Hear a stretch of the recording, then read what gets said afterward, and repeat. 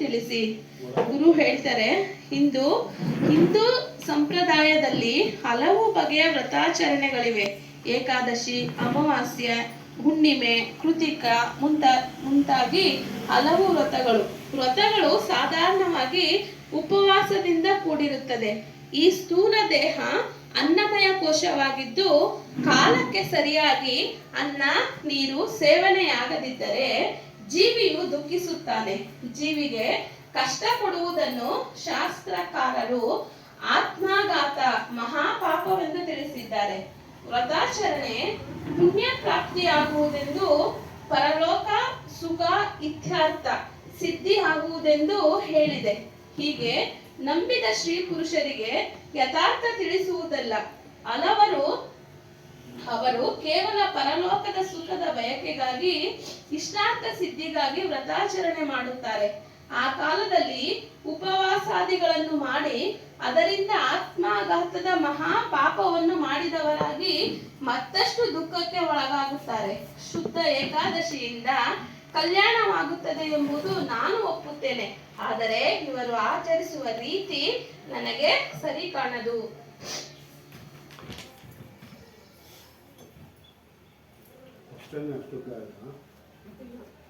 ಆಗೋಯ್ತು ಅದಕ್ಕೆ ಉತ್ತರ. ಇವಾಗ ಸದ್ಗುರು, ನೀವು ಎಂತಹ ಏಕಾದಶಿಯನ್ನು ಒಪ್ಪುತ್ತೀರಿ?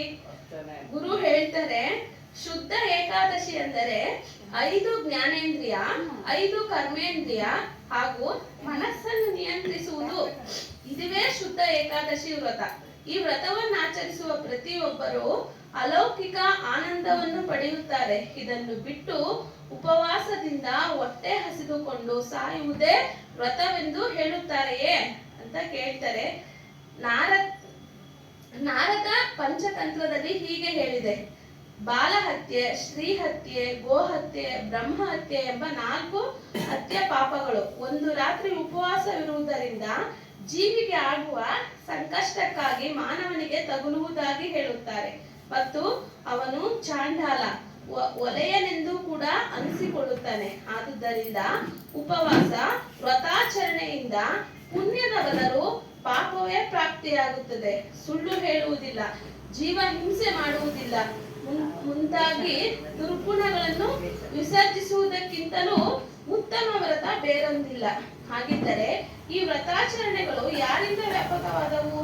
ಇವು ಕೂಡ ಕ್ಷುಬ್ರಾಹ್ಮಣರಿಂದಲೇ. ಏಕಾದಶಿ ವ್ರತದಂದು ಬ್ರಾಹ್ಮಣನಿಗೆ ದಾನ ಹಾಗೂ ದ್ವಾದಶಿಯಂದು ಬ್ರಾಹ್ಮಣ ಭೋಜನ, ಸಂತರ್ಪಣೆ, ಕಾಣಿಕೆ ಎಂದೆಲ್ಲ ತಿಳಿಸಿ ಅದರಿಂದಾಗಿ ಸ್ವರ್ಗ ಪ್ರಾಪ್ತಿಯ ಆಸೆ ಹುಟ್ಟಿಸುವ ಈ ಬ್ರಾಹ್ಮಣರ ಬಲೆಗೆ ನೀನು ಬಲಿಯಾಗಬೇಡ ಅಂತ ತಿಳಿಸಿದ್ದಾರೆ. ಅದೇ ತರನೇ ಇಲ್ಲಿ ಇದಕ್ಕೆ ಪರ್ಯಾಯವಾಗಿದೆ. ಯಾಕೆ ಅವೆಲ್ಲ ಮಾಡಿರ್ತಾರೆ ಅಂತ ಹೇಳಿದ್ರೆ, ಡಿ.ವಿ. ಗುಂಡಪ್ಪನವರು ಒಂದ್ ಕಡೆ ಹೇಳ್ತಾರೆ, ವೇದಶಾಸ್ತ್ರಗಳು, ಲೋಕನೀತಿಗಳೆಲ್ಲ ಹಾದಿ ತೋರಲು ನಿಶೆಗಳು ಪಂಜುಗಳಿದ್ದ ಹಾಗೆ. ಅಂದ್ರೆ ಮುಂದೆ ಸೌದವನ್ನೇರಿದವಂಗೆ, ನಭವ ಸೇರಿದವಂಗೆ ಬೀದಿಯ ಬೆಳಕಿಂದೇನೋ ಮಂಕುತಿಮ್ಮ. ಅಂದ್ರೆ ವೇದ, ಉಪನಿಷತ್ತು, ಪುರಾಣ, ಶಾಸ್ತ್ರ, ಸ್ಮೃತಿಗಳೆಲ್ಲವೂ ಭಾರತೀಯ ಸಂಸ್ಕೃತಿಯ ಔನ್ನತ್ಯದ ಪ್ರತೀಕಗಳು. ಆತ್ಮಜ್ಞಾನವೊಂದು ಹೊಂದಲು, ಅರಿವು ತಮ್ಮೊಳಗೆ ಬೆಳಗಲು ಇವೆಲ್ಲವೂ ಉಪಾಧಿಗಳಾಗುತ್ತವೆ. ನಡೆವ ಹಾದಿಯ ನಡುವೆ ನದಿಯೊಂದು ಇದ್ದೀರಾದರೆ ಅದನ್ನು ದಾಟಲು ದೋಣಿಯನ್ನೋ ತೆಪ್ಪವನ್ನು ಆಶ್ರಯಿಸುತ್ತೇವೆ ಎಂದಿಟ್ಟುಕೊಳ್ಳೋಣ. ಸೇರಬೇಕಾದ ದಡ ಸೇರಿದ ಮೇಲೆ ದೋಣಿಯನ್ನೇ ಬಿಟ್ಟು ತೆರಳುತ್ತೇವೆಯೇ ಹೊರತು ಅದನ್ನು ಕೊಂಡೊಯ್ಯುವುದಿಲ್ಲ. ತಲೆಯಲ್ಲಿ ಹೊತ್ತು ನಡೆಯುವುದಿಲ್ಲ. ಹಾಗೆಂದು ದೋಣಿಯನ್ನು ತಿರಸ್ಕರಿಸಿದೆವು ಅಥವಾ ಮರೆತೆವು ಎಂದರ್ಥವಲ್ಲ. ಅದರ ಅಗತ್ಯ ಮುಂದಕ್ಕಿಲ್ಲ. ಸೇರಬೇಕಾದ ತಾಣವನ್ನು ಸೇರಿಯೇ ಆಗಿದೆ.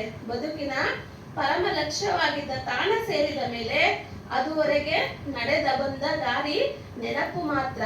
ದೋಣಿಯ ಸೊಬಗು ಅದು ನದಿಯೊಳಗೆ ಸಂಚರಿಸುವ ರೀತಿ, ದೋಣಿಯೊಳಗಿನ ಬಾಳು, ಅಲ್ಲಿರುವ ಜನತೆ, ನಾವು ಪಡೆದ ಸ್ಥಾನಮಾನ, ಇದೆಲ್ಲಕ್ಕೆಲ್ಲ ಮರುಳಾಗಿ ದೋಣಿಯಲ್ಲೇ ಉಳಿಯುವುದಕ್ಕುಂಟೆ. ಹಾಗೆ ಉಳಿದೆವು ಎಂದಾದರೆ ನಮ್ಮ ಗುರಿಯನ್ನು ಸೇರುವುದಕ್ಕಾಗುವುದಿಲ್ಲ. ಜೀವನ ಪ್ರವಾಹದಲ್ಲಿ ನಾವು ಎತ್ತಲೋ ಕೊಚ್ಚಿ ಹೋಗಿ ಬಿಡುತ್ತೇವೆ. ವೇದಶಾಸ್ತ್ರ ಪುರಾಣಗಳೆಲ್ಲ ನಮ್ಮ ಬದುಕೆಂಬ ನದಿಯನ್ನು ಸುಲಭದಲ್ಲಿ ದಾಟಲಿರುವ ಮಾರ್ಗದರ್ಶಿ ಸೂತ್ರಗಳು ಮಾತ್ರ. ಅವುಗಳ ಅಧ್ಯಯನ, ಮನನ, ಅನುಸರಣೆಯಲ್ಲೇ ಬದುಕು ಮುಗಿದು ಹೋಗಬಾರದು.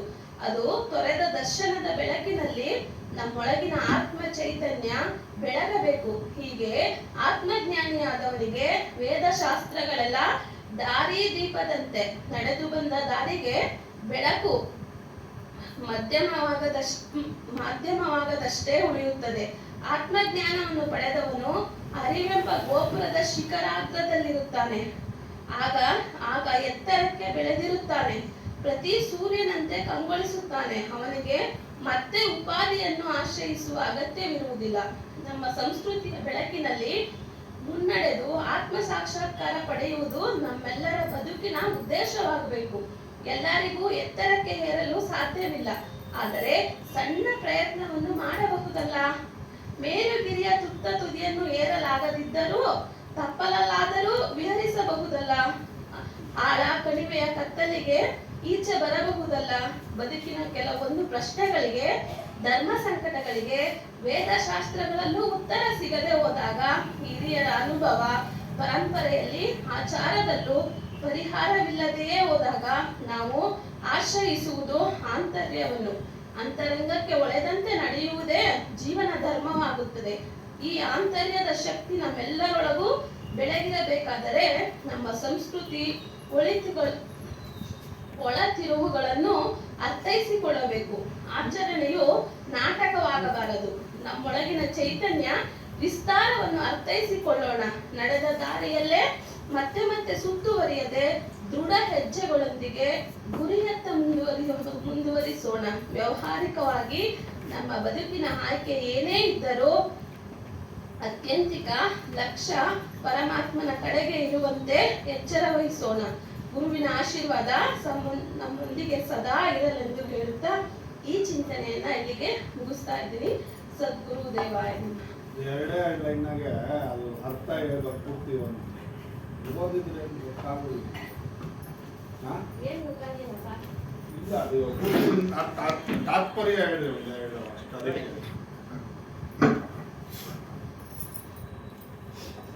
ಇದರ ತಾತ್ಪರ್ಯ ಏನು ಅಂತ ಹೇಳಿದ್ರೆ, ನಾನು ಫಸ್ಟ್ ಓದಿದಾಗೆ ವ್ರತ, ನಿಯಮಗಳು, ಉಪವಾಸ ಇವೆಲ್ಲಾನು ನಾವೆಲ್ಲ ಮಾಡ್ತಾ ಇದ್ವಲ್ಲ, ಇವೆಲ್ಲವೂ ಏನಕ್ಕೆ ಅಂತ ಹೇಳಿದ್ರೆ ಮನಸ್ಸಿನ ನಿಗ್ರಹಕ್ಕೆ. ಆದ್ರೆ ಇಲ್ಲಿ ಹೇಳ್ತಾರೆ ಯಾರು DVG ಅವರು, ಅವೆಲ್ಲ ಯಾಕೆ ಮಾಡ್ಬೇಕು ಅಂತ ಹೇಳಿದ್ರೆ ವೇದಶಾಸ್ತ್ರಗಳಲ್ಲೆಲ್ಲ ಅವೆಲ್ಲ ಇದೆ.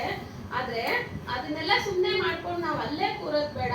ಅದೆಲ್ಲ ಮುಂದೆ ಮುಂದೆ ಬೆಳೆಯೋದಕ್ಕೆ ನಾವ್ ಇವಾಗ ಕತ್ಲೆಯಲ್ಲಿದ್ದಾಗ ಆ ಒಂದು ಕೊಳ್ಳಿ ಅಂದ್ರೆ ಪಂಜು ಅಂತ ಹೇಳ್ತಾರೆ, ಅದನ್ನೇ ಬೆಂಕಿ ಅಂಟಿಸ್ಕೊಂಡು ಕತ್ಲಲ್ಲಿ ಹೋಗೋದಕ್ಕೆ ನಮ್ಗೆ ಎಷ್ಟು ಸಹಾಯ ಮಾಡುತ್ತೋ ಆತರ ಈಗಿನ ವೇದಶಾಸ್ತ್ರಗಳೆಲ್ಲ ನಮ್ಗೆ ಅದು ಸಹಾಯ ಮಾಡುತ್ತೆ ಅಷ್ಟೇ. ಜೀವನದಲ್ಲಿ ಮುಂದೆ ಹೋಗೋದಕ್ಕೆ ನಾವೆಲ್ಲ ಮುಂದೆ ಹೋದ್ಮೇಲೆ ಅದು ಬೇಡ ಅಂತಲ್ಲ, ಬೇರೆಯವ್ರಿಗೆ ಉಪಯೋಗ ಆಗ್ಲಿ ಅಂತ ಬಿಟ್ಟು ಹೋಗ್ಬೇಕೆ ಹೊರತು ಅದನ್ನ ಒದೆಯೋದಾಗ್ಲಿ, ದೋಣಿ ನಮಗ್ ಬೇಕಾಗಿಲ್ಲ ಅಂತಾಗ್ಲಿ ಹೇಳಿ ಹೋಗೋದಲ್ಲ. ಅಂದ್ರೆ ಅದನ್ನೆಲ್ಲ ಬೇರೆಯವ್ರನ್ನ ಮಾಡ್ಬೇಡಿ ಅಂತ ಹೇಳೋದಲ್ಲ. ಉಪವಾಸ, ವ್ರತ, ನಿಯಮಗಳೆಲ್ಲ ಅದನ್ನ ಮುಗಿಸಿ ಮುಂದೆ ಬಂದ್ರಿ, ಆತ್ಮಜ್ಞಾನವನ್ನ ಬೆಳೆಸ್ಕೊಳ್ರಿ ಅನ್ನೋದಕ್ಕೋಸ್ಕರ ಇದನ್ನ ಹೇಳಿದ್ದಾರೆ. ಇದನ್ನ ತಾತ್ಪರ್ಯ. ಸದ್ಗುರು ದೇವಾಯ. ಹೀಗೆ ಸ್ವಲ್ಪ ಸ್ವಲ್ಪನೇ ಅಭ್ಯಾಸ ಮಾಡ್ಕೊಂಡು ತಾತ್ಪರ್ಯ ಹೇಳೋದು. ಓದ್ಕೊಂಡೆ ನೀವೇ ಓದ್ಬಿಡಿ, ಮೊದಲೇ ಓದ್ಬಿಟ್ಟಿರ್ಬೇಕು. ಒಂದೆರಡು ಲೈನ್ ಇಟ್ಕೊಂಡಿರ್ಬೇಕು. ಅದು ಅಷ್ಟೇ. ನೋಡ್ಕೊಂಡು ಎಲ್ಲಿ ಬೇಕೋ ಅದನ್ನ ತಗೊಂಡು ಅದನ್ನ ಹೇಳ್ಬೇಕು. ಜಾಯಿಂಟ್ ಮಾಡ್ಕೊಂಡು ಅಲೋ, ನೀವು ನೋಡ್ಕೊಂಡು ಹೇಳ್ಬೇಡ್ರಿ,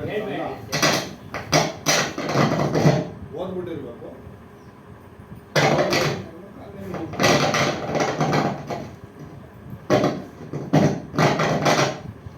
ಇಲ್ಲಿ ವೈಟ್ ಟಚ್ ಆಗಿಲ್ಲ. बोलिए श्री सत्यनारायण कबीर साहेब की जय.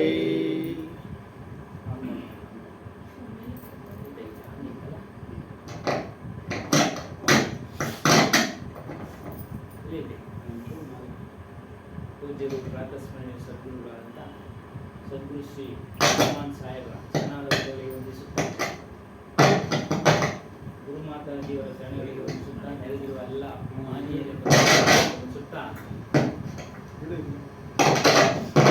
ಸತ್ಸಂಗ ಕಾರ್ಯಕ್ರಮ ಪ್ರಾರಂಭ ಮಾಡೋಣ. ಇಲ್ಲಿವರೆಗೂ ಶ್ರೀಮತಿ ಸುಮಾ ಅವರು ಬಹಳ ಚೆನ್ನಾಗಿ ತಿಳಿಸಿದ್ರು ಅರ್ಥ ಸಮೇತ. ಅದೇ ವಿಚಾರನೇ ಆತ್ಮಜ್ಞಾನ. अपने अपने आप को पहचानो. ನಿನ್ನನ್ನ ನೀನು ತಿಳಿ, ನಿನ್ನನ್ನ ನೀನು ಅರಿ. ಅದನ್ನ ಒಂದು ಶಬ್ದಗಳ ಮೂಲಕ ಹೇಳ್ತಾ ಇದ್ದಾರೆ. ಕಹೋ ಹೋ ಅಮ್ಮರು ಕಾಸೋ ಲಾಗ್ ಚೇತನ ಹಾರ ಚೇತ ಸುಭಾಗ್ अम्बर मध्य दिसे तारा एक चेता एक चेतन हारा जो खोजो सो वहाँ नाही सो तो आही अमर पद माही कहे कबीर पद पूजे सोई मुख हृदय जाके ಏಕೈ ಹೋಯಿ. ಈ ಒಂದು ಶಬ್ದಗಳ ಅರ್ಥ ಏನು ಅಂದ್ರೆ, ಮೊದಲಿಗೆ ಒಂದು ಉದಾಹರಣೆ ಸಮೇತ ಹೇಳ್ತಾರೆ. ಯಾರೋ ಒಬ್ಬ ಮನುಷ್ಯ ಕಬೀರ್ ಸಾಹೇಬ್ ಹತ್ರ ಹೋಗಿ ಚರ್ಚೆ ಮಾಡ್ತಾರೆ. ಏನು, ಸ್ವಾಮೀಜಿಯವರೇ, ನನ್ನ ಶರೀರ ಶಿಥಿಲವಾಗ್ತಾ ಇದೆ, ಶರೀರ ಬಿದ್ದೋಗ್ಬಿಡುತ್ತೆ, ಸತ್ತೋಗ್ತೀನಿ, ಸತ್ತೋದ್ಮೇಲೆ ಏನು, ಈ ರೀತಿ ಎಲ್ಲ ಪ್ರಶ್ನೆ ಆಗ್ತಾನೆ. ಅವರು ಕಬೀರ್ ಸಾಹೇಬ್ ಉತ್ತರ ಕೊಡ್ತಾರೆ, ನೋಡಪ್ಪ, ದೇಹ ಹೋಗುತ್ತೆ ಹೊರತು ನೀನು ಹೋಗೋದಿಲ್ಲ. ದೇಹ ಹೋಗುತ್ತೆ, ನೀನು ಎಂಬ ಆತ್ಮ ಸ್ವರೂಪ ಏನಿದೆಯೋ ಅದು ಅಜರನು ಅಮರನು. ನೀನು ಅನಾದಿ ಕಾಲದಿಂದ ನೀನಿದ್ಯಪ್ಪ, ನಿನ್ನ ಸ್ವರೂಪ ಇದೆ. ಅನಾದಿ ಕಾಲದಿಂದ ಅಂದ್ರೆ ನಮ್ಮ ಒಂದು ಗ್ರಂಥಗಳ ಲೆಕ್ಕಾಚಾರದ ಪ್ರಕಾರ ಕೃತಯುಗ ಅಥವಾ ಸತ್ಯಯುಗ ಅಂತ ಹೇಳ್ತಾರೆ. ಅದು 1,72,00,000 ಇಷ್ಟೋ ಸಾವಿರ ವರ್ಷಗಳು. ಅದಕ್ಕಿಂತ ಸ್ವಲ್ಪ ಕಡಿಮೆ ತ್ರೇತಾಯುಗ, ಅದಕ್ಕಿಂತ ಸ್ವಲ್ಪ ದ್ವಾಪರ ಯುಗ ಕಡಿಮೆ, ಕಲಿಯುಗ ಇನ್ನೂ ಕಡಿಮೆ. ಅದಕ್ಕೆ ಅನಾದಿ ಕಾಲದಿಂದಲೂ ಆಗಲಿಂದಲೂ ನೀನು ಇದೆಯಪ್ಪ, ನಿನ್ನ ಸ್ವರೂಪ ಇದೆ, ನಿನ್ನ ಆತ್ಮ ಇದೆ, ಮುಂದೆನೂ ಇರುತ್ತೆ. ದೇಹ ಮಾತ್ರ ಬರ್ತಾ ಇದೆ ಹೋಗ್ತಾ ಇದೆ. ನಿನ್ನ ಕರ್ಮಾನುಸಾರ ನೀನು ಸಾಯೋದಿಲ್ಲ. ನೀನು ಅಮರ ಸ್ವರೂಪನೋ, ಅವಿನಾಶಿ ಸ್ವರೂಪನೋ. ನಿನಗೆ ವೃದ್ಧಾಪ್ಯ ಇಲ್ಲ, ದೇಹಕ್ಕೆ ವೃದ್ಧಾಪ್ಯ ಬರುತ್ತೆ. ನಮಗೆಲ್ಲ ಬಂದಿದೆ, ಈಗ ಮನುಗೆ ಬಂದಿಲ್ಲ. ಮನು ಇನ್ನ ಯುವಕ, ಹಾಗಾದ್ರೆ ಅವನು ಬರೋದೇ ಇಲ್ವಾ? ಅವನು ಮುಂದಿನ ದಿನಗಳಲ್ಲಿ ಬರುತ್ತೆ. ಇವೊಂದು 25 ವರ್ಷನ, ಇನ್ನೊಂದು 50 ವರ್ಷ ಆದ್ಮೇಲೆ, 75 ಆದ್ಮೇಲೆ ವೃದ್ಧಾಪ್ಯ. ಹಾಗೆ ಬೇಸರ ಬಿಡಬೇಡ. ಹಂಗೆ ಶರೀರ ಅಂತ ಬಂದ ಮೇಲೆ ವೃದ್ಧಾಪ್ಯ ಬಂದೇ ಬರುತ್ತಪ್ಪ. ಆದರೆ ನಿನ್ನ ಸ್ವರೂಪಕ್ಕೆ ವೃದ್ಧಾಪ್ಯ ಬರೋದಿಲ್ಲ. ವೃದ್ಧಾಪ್ಯ ಬಂದ್ರೆ ಮರುವು, ಹಿಂದಿನ ಘಟನೆಗಳೆಲ್ಲ ಮರ್ತೋಗ್ತೀವಿ. ಆದರೆ ನಿನ್ನ ಸ್ವರೂಪಕ್ಕೆ ಮರುವಿಲ್ಲ. ಆಗ್ಲಿಂದಲೂ ಇದೆಯಾ, ಹಿಂದಿನ ಜನ್ಮದಲ್ಲಿ ಇದೆಯಾ, ಮಗುವಿನಿಂದ ಇದೆಯಾ, ನಂತರನೂ ಇರ್ತೀಯ, ದೇಹ ಹೊರಟೋದ್ಮೇಲೂ ಇರ್ತೀಯ. ಈ ರೀತಿಯಾಗಿ ಅಜರ ಅಮ್ಮರ. ನೀನು ಭಯ ಬೀಳಕ್ಕೆ ನಿನಗೆ ಕಾರಣ ಏನು ಅಂತ ಹೇಳ್ತಾರೆ. ನೀನು ಭಯ ಬೀಳ್ತಾ ಇದೆಯಲ್ಲ, ನಾನು ಸತ್ತೋಗ್ತೀನಿ, ಏನ್ ಕಾರಣ ಗೊತ್ತಾ? ನೀನು ಮೋಹ ಇಟ್ಟಿದ್ಯಾ, ಸಂಸಾರದ ಮೇಲೆ ಮೋಹ ಇಟ್ಟಿದ್ಯಾ, ಪ್ರಪಂಚದ ಮೇಲೆ ಮೋಹ ಇಟ್ಟಿದ್ಯಾ, ಹೆಂಡತಿ ಮೇಲೆ, ಗಂಡ ಮಕ್ಕಳು ಎಲ್ಲರ ಮೇಲೆ ಮೋಹ ಇಟ್ಟಿದ್ಯಪ್ಪ. ಒಂದು ಪ್ರಾಣಿ ಸಾಕಿದ್ಯಾ, ಅದ್ರ ಮೇಲೂ ಮೋಹ ಇಟ್ಟಿದ್ಯಾ. ಅವನೊಬ್ಬನ್ನೇ ಕುರಿತು ಇಷ್ಟೆಲ್ಲ ಯಾಕೆ ಹೇಳ್ತಾರೆ ಅಂದ್ರೆ, ಈ ರೀತಿ ಎಲ್ಲಾ ತರ ಜನ ಇರ್ತಾರೆ. ಕೆಲವರು ಮನೆಯವ್ರು ನೋಡ್ಕೊಳಲ್ಲ. ಒಂದು ಪ್ರಾಣಿನ ಸಾಕಿದ್ರೆ ಅದನ್ನ ಅವ್ರಿಗಿನ ಚೆನ್ನಾಗಿ ನೋಡ್ಕೊಳ್ತಾರೆ. ಅದಕ್ಕೆ ಪ್ರಾಣಿ ಪದಾರ್ಥಗಳು ಅಂದ್ರೆ ಮನೆ, ಧನ, ಐಶ್ವರ್ಯ, ಒಡವೆ, ವಸ್ತ್ರ ಇತ್ಯಾದಿಗಳು. ಇವುಗಳಲ್ಲಿ ನೀನು ಮೋಹ ಇಟ್ಟಿದ್ಯಪ್ಪ.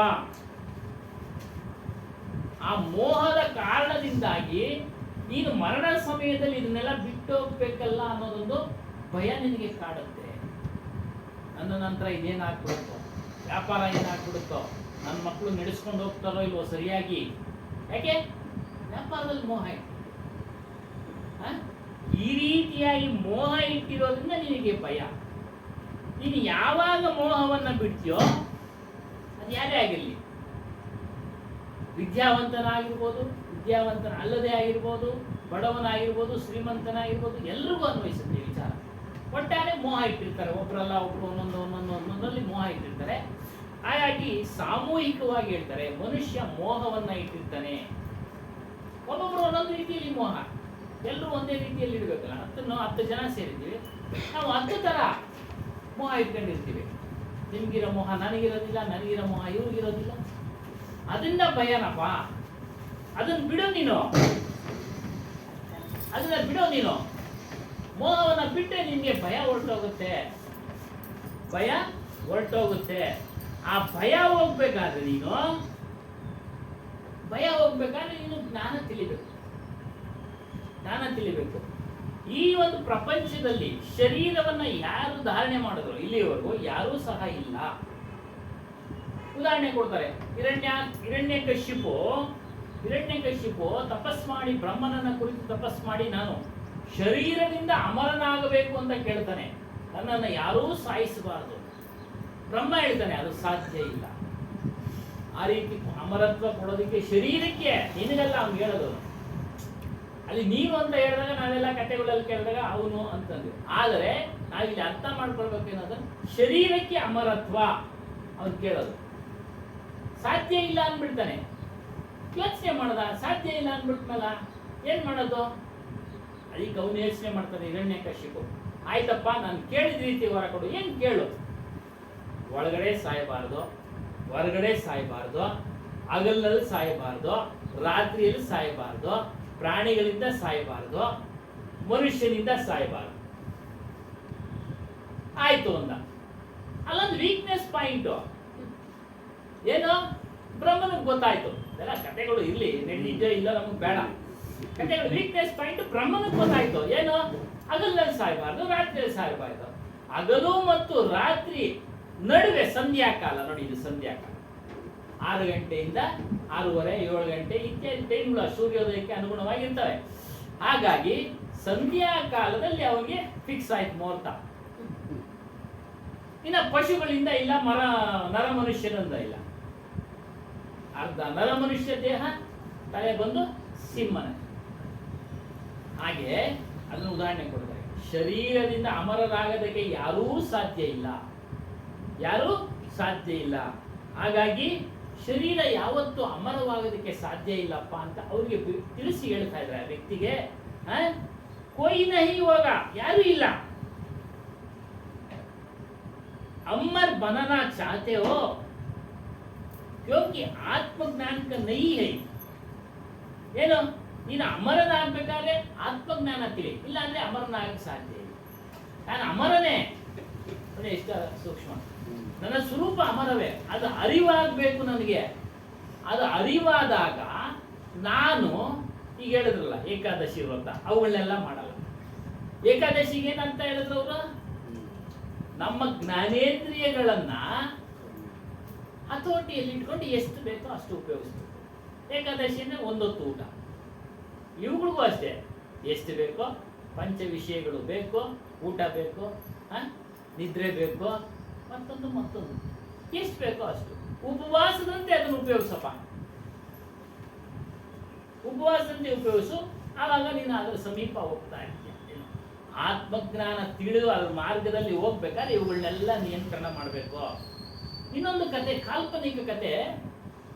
ಒಬ್ಬ ರಾಜ ಇರ್ತಾನೆ, ಚಕ್ರವರ್ತಿ ಆಗ್ಬಿಟ್ಟ, ಎಲ್ಲರನ್ನ ಗೆದ್ದುಬಿಟ್ಟ, ವಾಪಸ್ ಹೋಗ್ತಾ ಇದ್ದ. ವಾಪಸ್ ಹೋದಾಗ ಅವನಿಗೆ ನಾನು ಎಲ್ಲ ಗೆದ್ದಿದ್ದೀನಿ, ಎಷ್ಟೊಂದು ವಜ್ರ ವೈಡೂರ್ಯ ಎಲ್ಲ ಕಾಣಿಕೆ ಕೊಟ್ಟಿದ್ದಾರೆ, ಇದನ್ನೆಲ್ಲ ನಾನು ಮರಣ ಹೋದ ಮೇಲೆ ಹೆಂಗೆ ಭೋಗಿಸೋದು, ತಗೊಂಡು ಹೋಗ್ತಾ ಇದ್ದೀನಿ. ಹಾಗೆಲ್ಲ ಗೆದ್ರೆ ಸ್ತ್ರೀಯರನ್ನ ಕೊಡೋರು, ಗೊತ್ತಲ್ಲ ಇತಿಹಾಸ ನಾವು ಕೇಳಿದ್ದೀವಿ. ಕಪ್ಪ ಕಾಣಿಕೆಗಳ ಜೊತೆ ಸ್ತ್ರೀಯರನ್ನು ಕಟ್ಸೋರು. ಇವನ್ನೆಲ್ಲ ನಾವು ಭೋಗಿಸ್ತಿಲ್ಲಪ್ಪ, ಹೆಂಗೆ ನಾನು ಭೋಗಿಸೋಕ್ಕೆ? ಇನ್ನು ಅಲ್ಲಿ ಸ್ವಲ್ಪ ದಿನ ಇರ್ತೀನಿ, ಹೋಗ್ಬಿಡುತ್ತೆ ಈ ಶರೀರ. ಯಾಕಂದ್ರೆ ಯುದ್ಧ ಮಾಡಿರ್ತಾನೆ, ಸತ್ತೋಗಿರ್ತಾರೆ, ಹೋಗ್ಬಿಡ್ತಿದ್ದೆ. ಹೀಗಾಗಿ ಏನ್ ಮಾಡೋದು ಅಂತ ಯೋಚನೆ ಮಾಡಿ ಒಬ್ಬ ಋಷಿಗಳ ಹತ್ರ ಹೋಗ್ತಾನೆ. ನಾನು ಶರೀರದಿಂದ ಅಮರನಾಗಬೇಕು, ಏನ್ ಮಾಡಬೇಕು? ಹೇಳ್ತಾರೆ, ಹುಚ್ಚ ನಿನಗೆ, ಯಾರು ಇಲ್ಲಪ್ಪ ಶರೀರದಿಂದ ಅಮರನಾಗಕ್ಕೆ ಸಾಧ್ಯ ಇಲ್ಲ, ನೀನು ಅದನ್ನ ಅಪೇಕ್ಷೆ ಪಡಬೇಡ ಅಂದ್ರೆ, ಇಲ್ಲ ನಾನು ಆಗ್ಬೇಕು ಸ್ವಾಮಿ, ಒಂದು ಉಪಾಯ ಹೇಳಿ. ಆಯ್ತು ನೋಡು, ಇಲ್ಲಿಂದ ಸ್ವಲ್ಪ ದೂರದಲ್ಲಿ ಒಂದು ಸರೋವರ ಇದೆ. ಹಿಮಾಲಯಕ್ಕೆ ಹೋಗಿರ್ತಾನೆ ಇವನು ಕೇಳೋದಕ್ಕೆ. ಇಲ್ಲಿಂದ ಒಂದು ಸ್ವಲ್ಪ ದೂರದಲ್ಲಿ ಸರೋವರ ಇದೆ, ಅದು ಆ ನೀರು ಕುಡಿದ್ಬಿಡು ನೀನು ಅಮರನಾಗ್ತೀಯ. ಹೋದ ಆ ಸರೋವರ ಬಳಿ ಹತ್ರ. ಹೋದಾಗ ಆ ನೀರು ಕುಡಿಯಕ್ಕೆ ಹೋಗ್ತಾನೆ. ಪಕ್ಕದಲ್ಲಿಂದ ಧ್ವನಿ ಬಂತು, ನಿಲ್ಲಿಸು, ಕುಡಿಬೇಡ ನೀರು. ನೋಡ್ತಾನೆ ಯಾರು ಇಲ್ಲ. ತಿರ್ಗಾ ಕುಡಿಯಕ್ಕೆ ಹೋಗ್ತಾನೆ, ನಿಲ್ಲಿಸು, ಕುಡಿಬೇಡ ನೀರು. ಅವಾಗ ಕೇಳ್ತಾನೆ ಯಾರು ನೀವು ಅಂತ. ಒಂದು ಮೊಸಳೆ ದಡದಲ್ಲಿ ಬಿದ್ದಿರುತ್ತೆ, ಮಾತಾಡ್ತಿದ್ದೆ. ಕಾಲ್ಪನಿಕ ಕತೆ ಹೇಳಿರೋದು. ಮೊಸಳೆ ಮಾತಾಡ್ತಿದ್ದ ಹೇಳ್ಬೇಡಿ, ಕಾಲ್ಪನಿಕ ಕತೆ. ಮೊಸಳೆ ಹೇಳುತ್ತೆ, ನೋಡಪ್ಪ, ನಾನು ನೀರು ಕುಡಿದು ದೊಡ್ಡ ಬಂಡೆ ಹಂಗೆ ಇಲ್ಲೇ ಬಿದ್ದಿದ್ದೀನಿ. ನೀರು ಕುಡಿದು ದೊಡ್ಡ ಬಂಡೆ ಹಂಗೆ ನಾನೇನು ಇಚ್ಛೆ ಪಟ್ಟು ನೀರು ಕುಡ್ದೆ? ಶರೀರವು ಅಮರವಾಗಲಿ ಅಂತೇಳಿ ಇಚ್ಛೆ ಪಟ್ಟು ನೀರು ಕುಡ್ದೆ. ನಿನ್ನಂಗೆ ದೊಡ್ಡ ಬಂಡೆ ತರ ಬಿದ್ದಿದ್ದೀನಿ. ಹೊರಳಾಡಕ್ ಆಗ್ತಾ ಇಲ್ಲ, ಕದಲಕ್ ಆಗ್ತಾ ಇಲ್ಲ, ನಡಿಗೆ ಆಗ್ತಾ ಇಲ್ಲ ನನ್ನ ಕಡೆಯಿಂದ. ಅದಕ್ಕೆ ನಾನು ಹೇಳ್ತಾ ಇದ್ದೀನಿ, ಎಚ್ಚರ ಇರಲಿ, ನೀರು ಕುಡಿಬೇಡ. ಆವಾಗ ಹೇಳ್ತಾನೆ, ನಾನು ಶರೀರದಿಂದ ಅಮರನಾಗ್ಬೇಕಪ್ಪ ಅಂತ ಇಚ್ಛೆ ಪಟ್ಟು ಬಂದಿದ್ದೀನಿ, ಋಷಿಗಳು ಹೇಳಿದ್ದಾರೆ. ಮತ್ತೇನ್ ಮಾಡ್ಬೇಕು? ನೀರು ಕುಡಿಬೇಡ. ಮುಂದೆ ಸ್ವಲ್ಪ ದೂರ ಹೋಗೋ ಒಂದು ಮರ ಇದೆ, ಆ ಹಣ್ಣನ್ನ ತಿನ್ನು.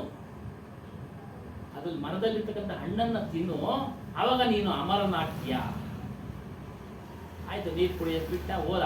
ಸ್ವಲ್ಪ ದೂರ ಹೋದ, ಮರದಲ್ಲಿ ಒಂದು ಮರ ಸಿಕ್ತು, ಹಣ್ಣು ತಿನ್ನಕ್ ಹೋದ.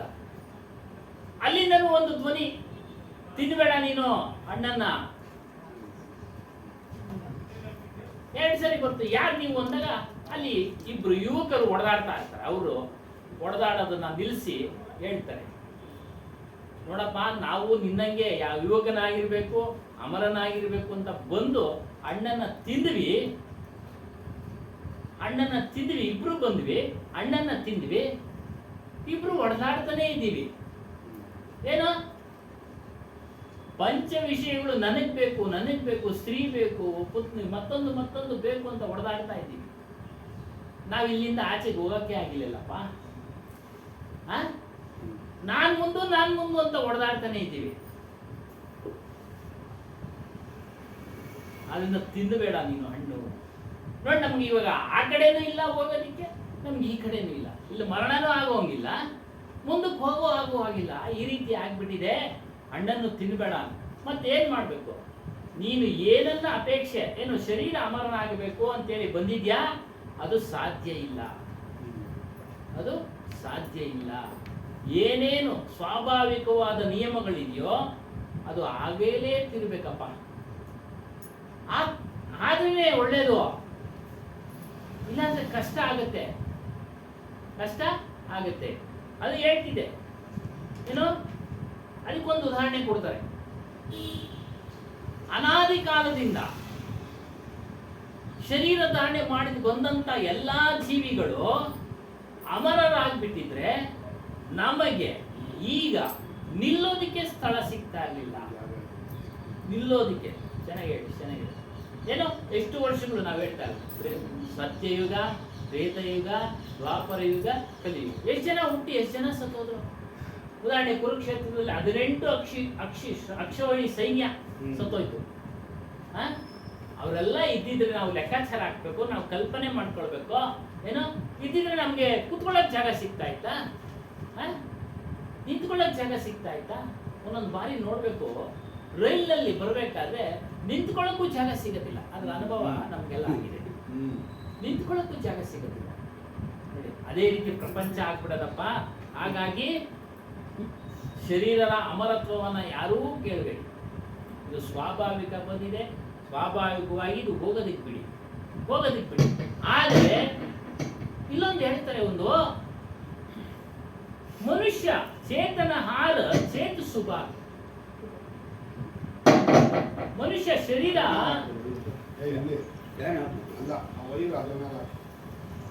ಶರೀರ ಸಿಕ್ಕಿರೋದು ಬಹಳ ಸೌಭಾಗ್ಯ.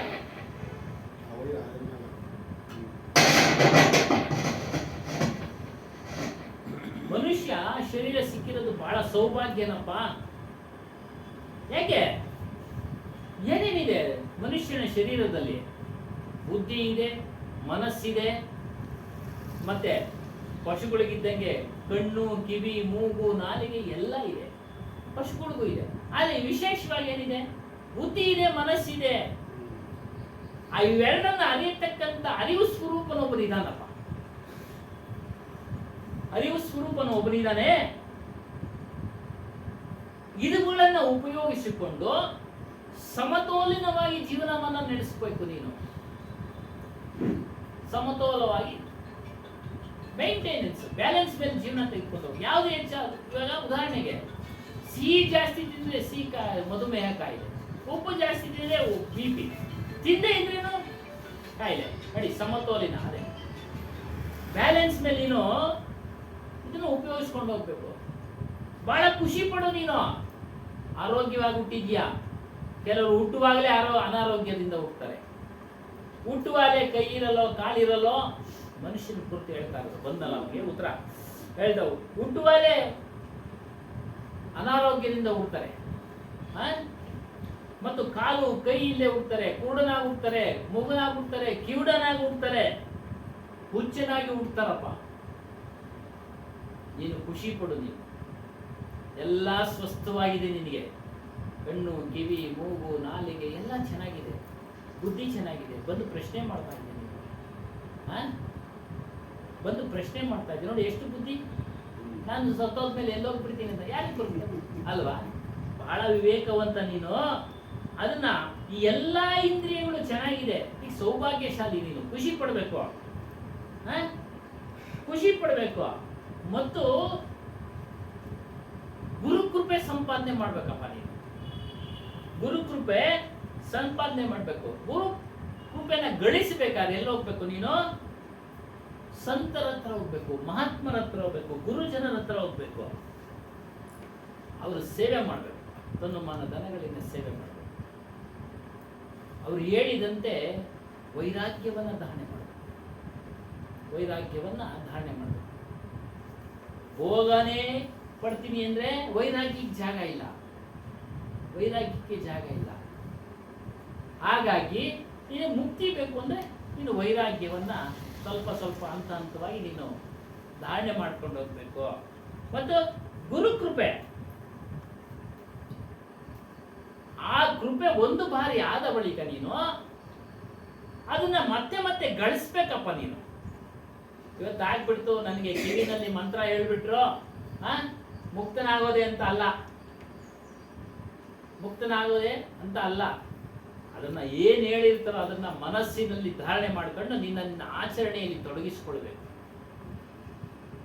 ಒಂದು ಬೀಜ ನಾವು ಒಂದು ನಾಟಿ ಪೈರು, ರೈತ ಪೈರಿಗೆ ನಾಟಿ ಮಾಡ್ತಾನೆ, ಅದಕ್ಕೆ ಏನೆಲ್ಲ ಸೌಕರ್ಯ ಮಾಡ್ತಾನೆ ಅದು ಫಸಲು ಕೊಡೋದಕ್ಕೆ. ನೀರಾಕ್ತಾನೆ, ಗೊಬ್ಬರ ಹಾಕ್ತಾನೆ, ಔಷಧಿ ಹಾಕ್ತಾನೆ, ಆಗಾಗ ಅಕ್ಕಪಕ್ಕ ಕಳೆಗಳಿದ್ರೆ ಆ ಗೊಬ್ಬರ ಎಲ್ಲ ಅವು ತಿನ್ಬಿಡ್ತವೆ ಅಂತ ಅದನ್ನ ಕಿತ್ತಾಕ್ತಾನೆ. ಅದೇ ರೀತಿಯಾಗಿ ನಾವು ಗುರುಗಳು ಹೇಳಿದಂತ ಮಾತುಗಳನ್ನ ಶ್ರದ್ಧೆಯಿಂದ ಮತ್ತು ಶ್ರವಣ ಮಾಡಬೇಕು, ಆಚರಣೆಗೆ ತರಬೇಕು. ಹಾಗೆ ನಮ್ಗೆ ಅದು ಗುರುಕೃಪೆ ಅಭಿವೃದ್ಧಿ ಆಗ್ತಾ ಇರುತ್ತೆ, ಅಭಿವೃದ್ಧಿ ಆಗ್ತಾ ಇರುತ್ತೆ. ನಮ್ಮ ಕೈನಲ್ಲಿದೆ ಅದೆಲ್ಲ. ಅದು ಮನುಷ್ಯನಲ್ಲಿ ಮಾತ್ರ ಮಾಡೋದಕ್ಕೆ ಸಾಧ್ಯ, ಬೇರೆ ಪ್ರಾಣಿಗಳಲ್ಲಿ ಮಾಡೋದಕ್ಕೆ ಸಾಧ್ಯ ಇಲ್ಲ. ಪ್ರಾಣಿಗಳು ಮಾಡೋದಕ್ಕೆ ಅವೆಲ್ಲ ಏನಿಲ್ಲ, ಊಟ ಮಾಡೋದು, ನಿದ್ರೆ ಮಾಡೋದು, ಸ್ತ್ರೀ ಪುರುಷರಂಗ ಅಷ್ಟೇ ಜೀವೋಪಾಯ. ಅವು ಅಷ್ಟಲ್ಲೇ ಕಳೆದೋಗ್ತವೆ. ಯಾಕಂದ್ರೆ ವಿಶೇಷವಾದ ಸ್ಪೆಷಲ್ ಮನಸ್ಸು ಅದಕ್ಕೆ ಇಲ್ಲ, ಸ್ಪೆಷಲ್ ಬುದ್ಧಿ ಇಲ್ಲ. ಏನೆಲ್ಲ ಯೋಚನೆ ಮಾಡ್ತಾನೆ ಮನುಷ್ಯ, ಒಂದು ಕೆಲಸ ಮಾಡ್ಬೇಕು ಅಲ್ಲದ, ಅದನ್ನ ಆಗು ಹೋಗುಗಳನ್ನ, ಲಾಭ ನಷ್ಟಗಳನ್ನೆಲ್ಲ ಕುರಿತು ಯೋಚನೆ ಮಾಡ್ತಾನೆ. ಪ್ರಮಾಣ ಎಷ್ಟು, ಲಾಭದ ಪ್ರಮಾಣ ಎಷ್ಟು, ನಷ್ಟದ ಪ್ರಮಾಣ ಎಷ್ಟು, ಅವುಗಳೆಲ್ಲ ಏನು ಯೋಚನೆ ಮಾಡ್ತಾರೆ? ಏನೋ ಆಚೆಗೆ ಬರ್ತಾರೆ ಹುಡುಕೊಂಡು ಬಾಯಿಗೆ ಸಿಕ್ಕದು ಹಾಕೊಂಡು ಒಳಗಡೆ ವಿಲಾಸ ಹೋಗ್ತಾರೆ. ಅದಕ್ಕೇನಪ್ಪ ನೀನು ಸೌಭಾಗ್ಯಶಾಲಿ. ನೋಡು, ಒಂದೊಂದು ಉದಾಹರಣೆ ಕೊಡ್ತಾರೆ. ಪಾಪ ಕಾಡು ಪ್ರಾಣಿಗಳಿಗೆ ಹಾಸ್ಪಿಟ್ಲ್ ಇಲ್ಲ, ನೀನು ಹಾಸ್ಪಿಟ್ಲ್ ಮಾಡ್ಕೊಂಡ್ಬಿಟ್ಟಿದ್ಯಾ ಮನುಷ್ಯ. ಹಾಸ್ಪಿಟ್ಲ್ ಮಾಡ್ಕೊಂಡ್ಬಿಟ್ಟಿದ್ಯಾ, ಇನ್ನೊಂದು 5 ವರ್ಷ ಮುಂದಕ್ಕೆ ಇನ್ನೊಂದು 5 ವರ್ಷ ಮುಂದಕ್ಕೆ ಒಟ್ಟಾರೆ ಆರೋಗ್ಯವಾಗಿರಕ್ಕೆ. ಅವಳಿಗೇನು ಹಾಸ್ಪಿಟ್ಲ್ ಇದೆಯಾ? ಇಲ್ಲ. ಆದ್ರಿಂದ ನೀನು ಬಹಳ ಸೌಭಾಗ್ಯಶಾಲಿ, ಸೌಭಾಗ್ಯಶಾಲಿ. ನಿನಗೆ ಸಮಯ ಇದೆ ಎಲ್ಲವನ್ನ ಕೇಳಿ ತಿಳ್ಕೊಳ್ಳೋಕೆ.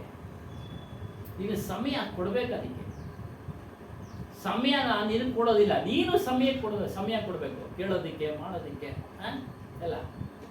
ಹಾಗಾಗಿ ನೀನು ಸೌಭಾಗ್ಯಶಾಲಿ.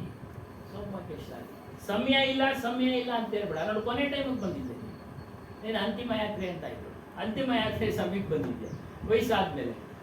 ಆದರೂ ಈಗಲೂ ಏನು ಸಮಯ ಮೀರಿಲ್ಲ, ಈಗಲೂ ತಿಳಿ. ಆಮೇಲೆ ಇನ್ನೊಂದು ವಿಚಾರ ಹೇಳ್ತಾರೆ, ಕೆಲವರಿಗೆಲ್ಲ ಡಿಪ್ರೆಷನ್.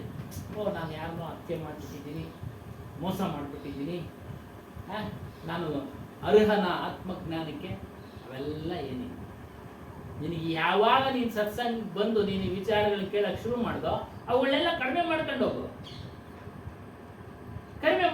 ಇಲ್ಲದಂಗೆ ಮಾಡ್ಕೋ. ಕೊನೆಗೆ ಒಂದೇ ದಿನ ಬಿಡು ಅಂದರೆ ಸಾಧ್ಯ ಇಲ್ಲ, ಒಂದೇ ದಿನ ಸಾಧ್ಯ ಆಗೋದಿಲ್ಲ. ಕಡಿಮೆ ಮಾಡ್ಕೊಂಡು ಹೋಗು. ಅದಕ್ಕೆ ರತ್ನಾಕರ ವಾಲ್ಮೀಕಿ ಉದಾಹರಣೆ ಕೊಡ್ತಾರೆ. ಅಂಗುಲಿಮಾಲ ಬುದ್ಧನ ಬಳಿ 999 ಜನರನ್ನ ಹತ್ಯೆ ಮಾಡಿದ್ನಂತೆ. ಅಂಗುಲಿಮಾಲ 1000 ಆಗಕ್ಕೆ ಗುರುತು. ಒಬ್ಬೊಬ್ಬರು ಹತ್ಯೆ ಮಾಡಿದ್ರೆ ಒಂದೊಂದು ಕಿರುಬೆರಳನ್ನ ಪೋಣಿಸಿ ಹಾರ ಹಾಕೊಂಡಿದ್ದ. 1000 ಆಗೋದಕ್ಕೆ ಬುದ್ಧ ಕೊನೆ ಅವನಿಗೆ ಪುಣ್ಯದ ಫಲ ಬಂತು, ಚೇಂಜ್ ಆಗ್ಬಿಟ್ಟ. ಅದಕ್ಕೆ ಖಿನ್ನತೆ ಬಿಡು. ಯಾವಾಗ ನಿನಗೆ ಸಮಯ ಸಿಗುತ್ತೋ ಸತ್ಸಂಗ ಮಾಡು. ಅದು ದೊಡ್ಡ ಭಾಗ್ಯ. ನಿನಗೆ ಅವತ್ತು ಸಿಕ್ಕಿರೋದು ಒಂದು ನಿನ್ನ ಜೀವನದಲ್ಲೇ ದೊಡ್ಡ ಸೌಭಾಗ್ಯ. ಇನ್ನೆಲ್ಲ ಸೌಭಾಗ್ಯಗಳು ನಾಶ ಆಗ್ತವೆ, ಆದರೆ ಸತ್ಸಂಗದ ಫಲ ಯಾವತ್ತೂ ನಾಶ ಆಗೋದಿಲ್ಲ. ಅದನ್ನು ಅಭಿವೃದ್ಧಿ ಮಾಡ್ಕೋ. ಮತ್ತು ನೀನು ವಿಶೇಷವಾದ ಜ್ಞಾನ ಇದೆ. ಒಳ್ಳೇದೇನು, ಕೆಟ್ಟದ್ದೇನು, ಬಂಧನ ಅಂದ್ರೇನು, ಪಾಪ ಅಂದ್ರೇನು, ಪುಣ್ಯ ಅಂದ್ರೇನು, ಮೋಕ್ಷ ಅಂದ್ರೇನು, ಎಲ್ಲವನ್ನ ವಿಚಾರ ಮಾಡೋ ಶಕ್ತಿ ನಿನ್ನಲ್ಲಿದೆ, ಮನುಷ್ಯನಿದೆ. ನೀನು ದೊಡ್ಡ ಸೌಭಾಗ್ಯಶಾಲಿನಪ್ಪ. ನೀನು ದೊಡ್ಡ ಸೌಭಾಗ್ಯಶಾಲಿ.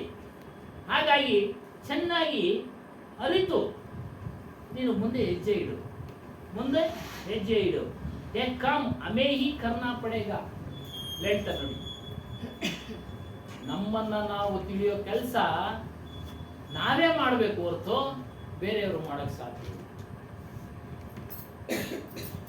ಮನುಷ್ಯ ಒಬ್ಬ ಪೈಲ್ವಾನ್ ಆಗ್ಬೇಕಾದ್ರೆ, ಜಟ್ಟಿ ಆಗ್ಬೇಕಾದ್ರೆ ಅವನೇ ಸಾಧನೆ ಮಾಡ್ಬೇಕು.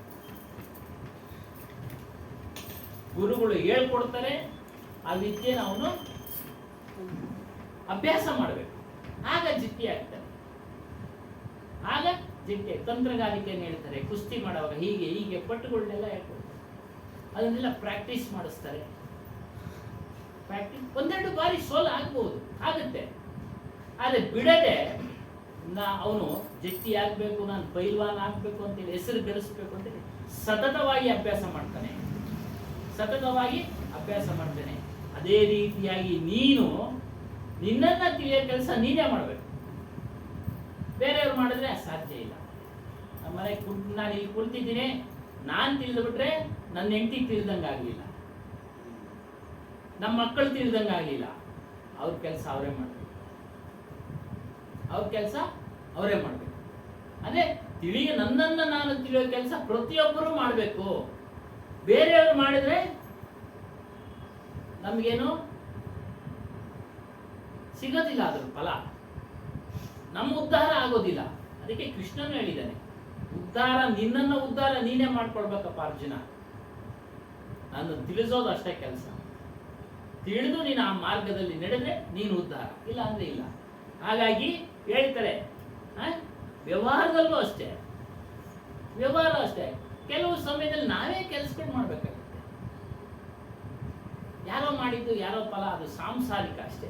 ಗಂಡಸು ದುಡಿತಾನೆ, ಅದು ಊಟ ಮಾಡ್ತಾ, ಈಗೆಲ್ಲ ಹಿಂದೆ ಎಲ್ಲ ಇತ್ತು, ಈಗೇನಿಲ್ಲ, ಎಲ್ಲರೂ ಕೆಲಸ ಮಾಡ್ತಾರೆ. ಹೆಂಗಸರು ನಾವೇನು ಕಡಿಮೆ ಅಂತ ಅವ್ರು ಮಾಡ್ತಾರೆ. ಏನಮ್ಮ ಮಾಡ್ತಾ ಇಲ್ಲೂರ ಪೈಪೋಟಿ ಆಕಾಶಕ್ಕೆ ಹೋದ್ರು ಅವರು ಎಲ್ಲ. ಈ ರೀತಿಯಾಗಿ ಇದು ಆತ್ಮಜ್ಞಾನದ ಕೆಲಸನೂ ಅಷ್ಟೇ. ಬಿಡುಗಡೆ ಯಾಕಬೇಕಾದ್ರೆ ಅವರ ಕೆಲಸ ಅವರವರೇ ಮಾಡಬೇಕು. ಇಲ್ಲೇನು ಟ್ರಾನ್ಸ್ಫರ್, ವರ್ಗಾವಣೆ ಏನಿಲ್ಲ. ನಾನು ಮಾಡಿದ್ದು ಅವ್ರಿಗೆ, ಅವ್ರು ಮಾಡಿದ್ದಾರೆ. ಆ ವಾಲ್ಮೀಕಿ ಕಥೆನಲ್ಲೂ ಅಷ್ಟೇ. ಪಾಪದ ಫಲ ಹೆಂಡತಿ ಕೇಳ್ತಾಳೆ, ನಾನು ಯಾಕೆ ತಗೊಳ್ಳಿ ಅದು, ನಿಂದೆ ಅದು. ಇನ್ನು ಪುರಾಣ ಪುಣ್ಯ ಕಥೆಗಳಲ್ಲಿ ಹೇಳ್ತಾರೆ, ಹೆಂಡತಿ ಮಾಡಿದ ಪುಣ್ಯ ಗಂಡನಿಗೂ ಸಿಗುತ್ತೆ, ಪುಣ್ಯದ ಕೆಲಸಗಳು ಅಂತ. ಆದರೆ ಆತ್ಮಜ್ಞಾನದ ವಿಚಾರ ಮಾತ್ರ ಅವರೇ ಮಾಡಬೇಕು, ಸ್ವತಃ ಖುದ್ದು. ಬೇರೆ ಯಾರೋ ಮಾಡಿದ್ದು ಇವ್ರಿಗೆ ವರ್ಗಾವಣೆ ಆಗೋದಿಲ್ಲ. ಆದರೆ ಪುರಾಣಗಳಲ್ಲಿ ತಿಳಿಸಿದೆ, ಜೀನ್ಸ್ ಕಣಗಳು ಅಂತ ಏನಿರ್ತಾವ ಅವು ಸಂಸ್ಕಾರ ರೂಪದಲ್ಲಿ ಮಕ್ಕಳಿಗೆ ಬರ್ತವೆ. ಅವರು ಪ್ರಯತ್ನ ಮಾಡಬೇಕು. ಸ್ವಲ್ಪ ಭಾಗ ಬರ್ತಿದೆ. ಅದೇ ಸಂಸ್ಕಾರದ ಫಲದಿಂದಾಗಿ ನಾವೆಲ್ಲ ಬಂದಿದ್ದೀವಿ.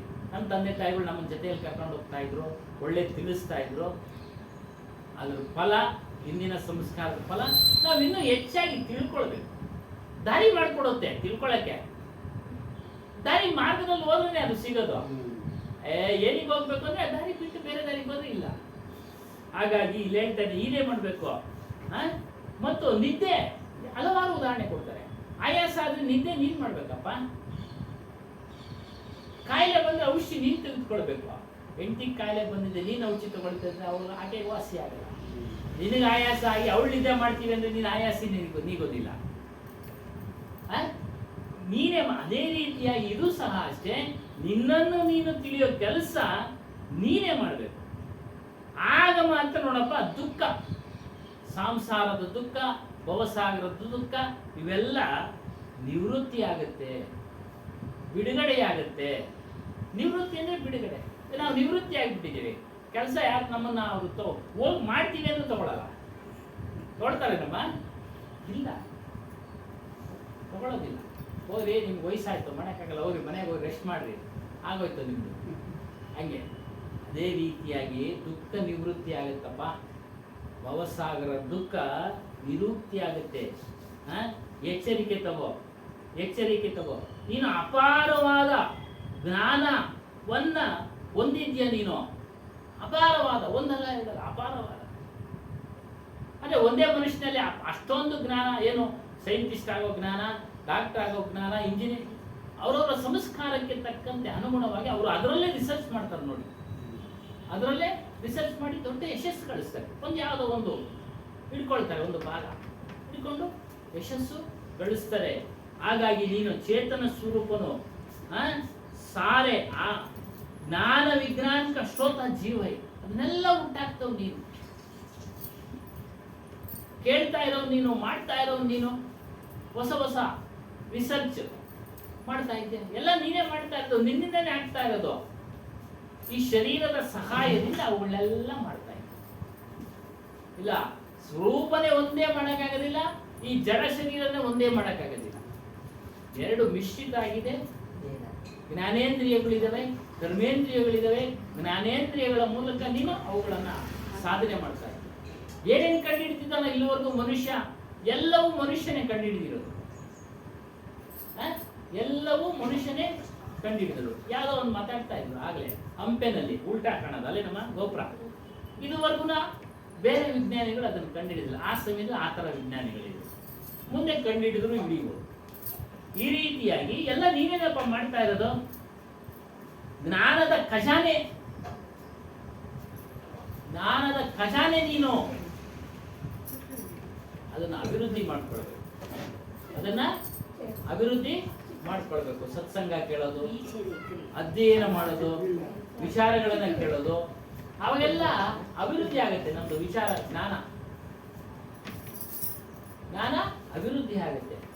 ನಾವು ಆಚೆ ಕಡೆನೇ ಹೋಗದೆ ಏನು ಇಲ್ಲದೆ ಇದ್ರೆ ಏನು ತಿಳಿಯೋದಿಲ್ಲ.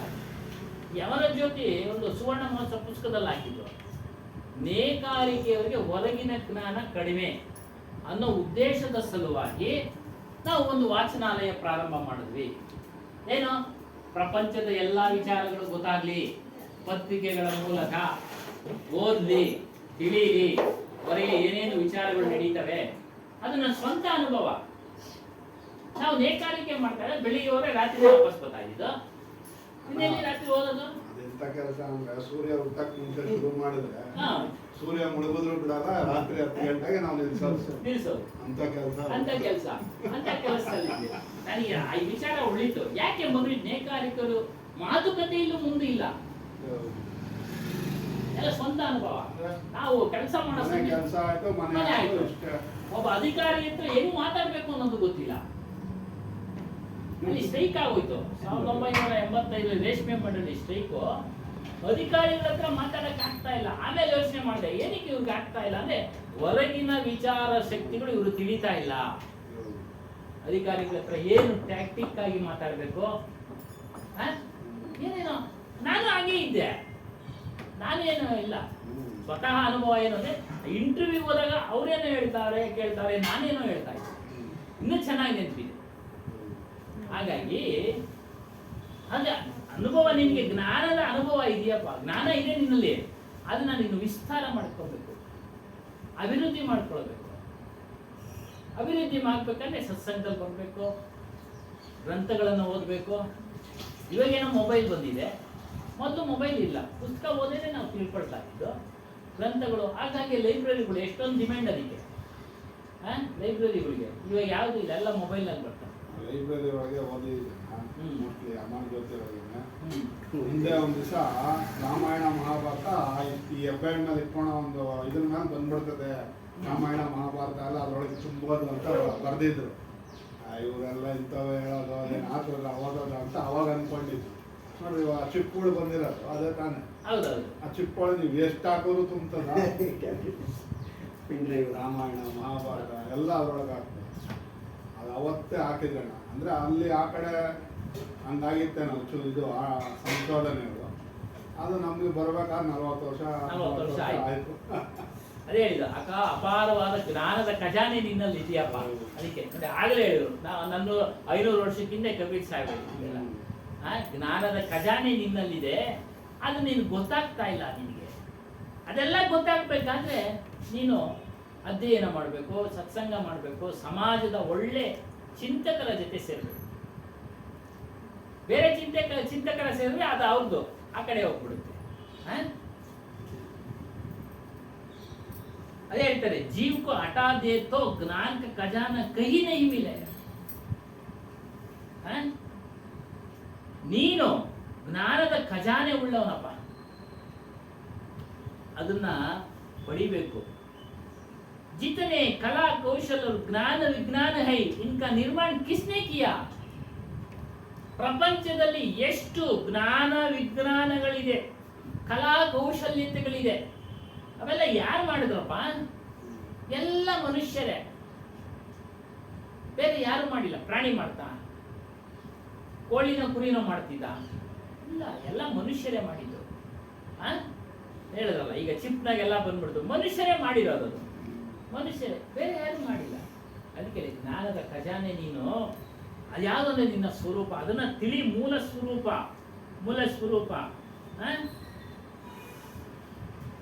ಈ ರೀತಿ ನಿನ್ನನ್ನು ನನ್ನ ತಿಳಿಯುವಂತನಾಗೋ, ನಿನ್ನನ್ನು ನೀನು ತಿಳಿಯುವಂತನಾಗೋ. साहब कहते तुम्हारे जैसे आदमी सारे ज्ञान विज्ञान का विधाता है. ವಿಧಾತ ಅಂದ್ರೆ ಬರೆಯೋನು, ಬ್ರಹ್ಮನಿಗೆ ಹೇಳ್ತಾರೆ ವಿಧಾತ. ನೀನಪ್ಪ ಎಲ್ಲ ಬರ್ದಿರೋದು ನೀನು. ಆನೆಕಲ್ಲಲ್ಲಿ ಚರ್ಚೆ ಆಗೋಯ್ತು, ಏನು ಕಬೀರು ಮುಸ್ಲಿಮರು ಅಂತ. ನಮ್ಮ ಅಕ್ಕ ಅವರು ಇಲ್ಲ ಹಂಗೆ ಹೇಳ್ಬೇಡಿ ನೀವು, ಅವ್ರು ದೊಡ್ಡ ಸಾಹುಕಾರರು ಮತ್ತೆ ಅವರು ಡಾಕ್ಟರೇಟ್ ಪದವಿ ಬರ್ದಿದ್ದಾರೆ ಅಂತ ಹೇಳಿ ಸುಮ್ಮನೆ ಮಾಡಿದ್ರು. ಆಮೇಲೆ ಅದನ್ನ ಬಿಡಿಸಿ ಹೇಳಿದ್ರು. ಮುಸ್ಲಿಮರು ಅವ್ರನ್ನ ಸಾಕಿದ್ರು. ಆ ಮುಸ್ಲಿಂ ದಂಪತಿಗಳು ಬ್ರಾಹ್ಮಣರಾಗಿದ್ರು, ಬಲವಂತವಾಗಿ ಮುಸ್ಲಿಮರು ಮಾಡಿದ್ರು. ಅವ್ರು ಹೇಳಿದ್ರು ಯೂಟ್ಯೂಬ್ನಾಗೆ, ಇದು ಗೂಗಲ್ನಾಗೆ ಕೇಳ್ಬಿಡ್ತೀನಿ ನೋಡಿ, ಇವೆಲ್ಲ ನಿಮಗೆ ಸಾಕ್ಷಿ ಕೊಡಿಸ್ಬಿಡ್ತೀನಿ ಅಂತ. ಆಮೇಲೆ ಬಂದು ನಾವು ಮಾತಾಡ್ಕೊಂಡ್ವಿ. ಗೂಗಲ್ ಉತ್ಪತ್ತಿ ಮಾಡಿದ್ದಾರೆ, ಗೂಗಲ್ ಬರ್ದಿದ್ದಾರೋ, ಕತೆಗಳು ಬರ್ದಿದ್ದಾರೋ ಮನುಷ್ಯರೇ.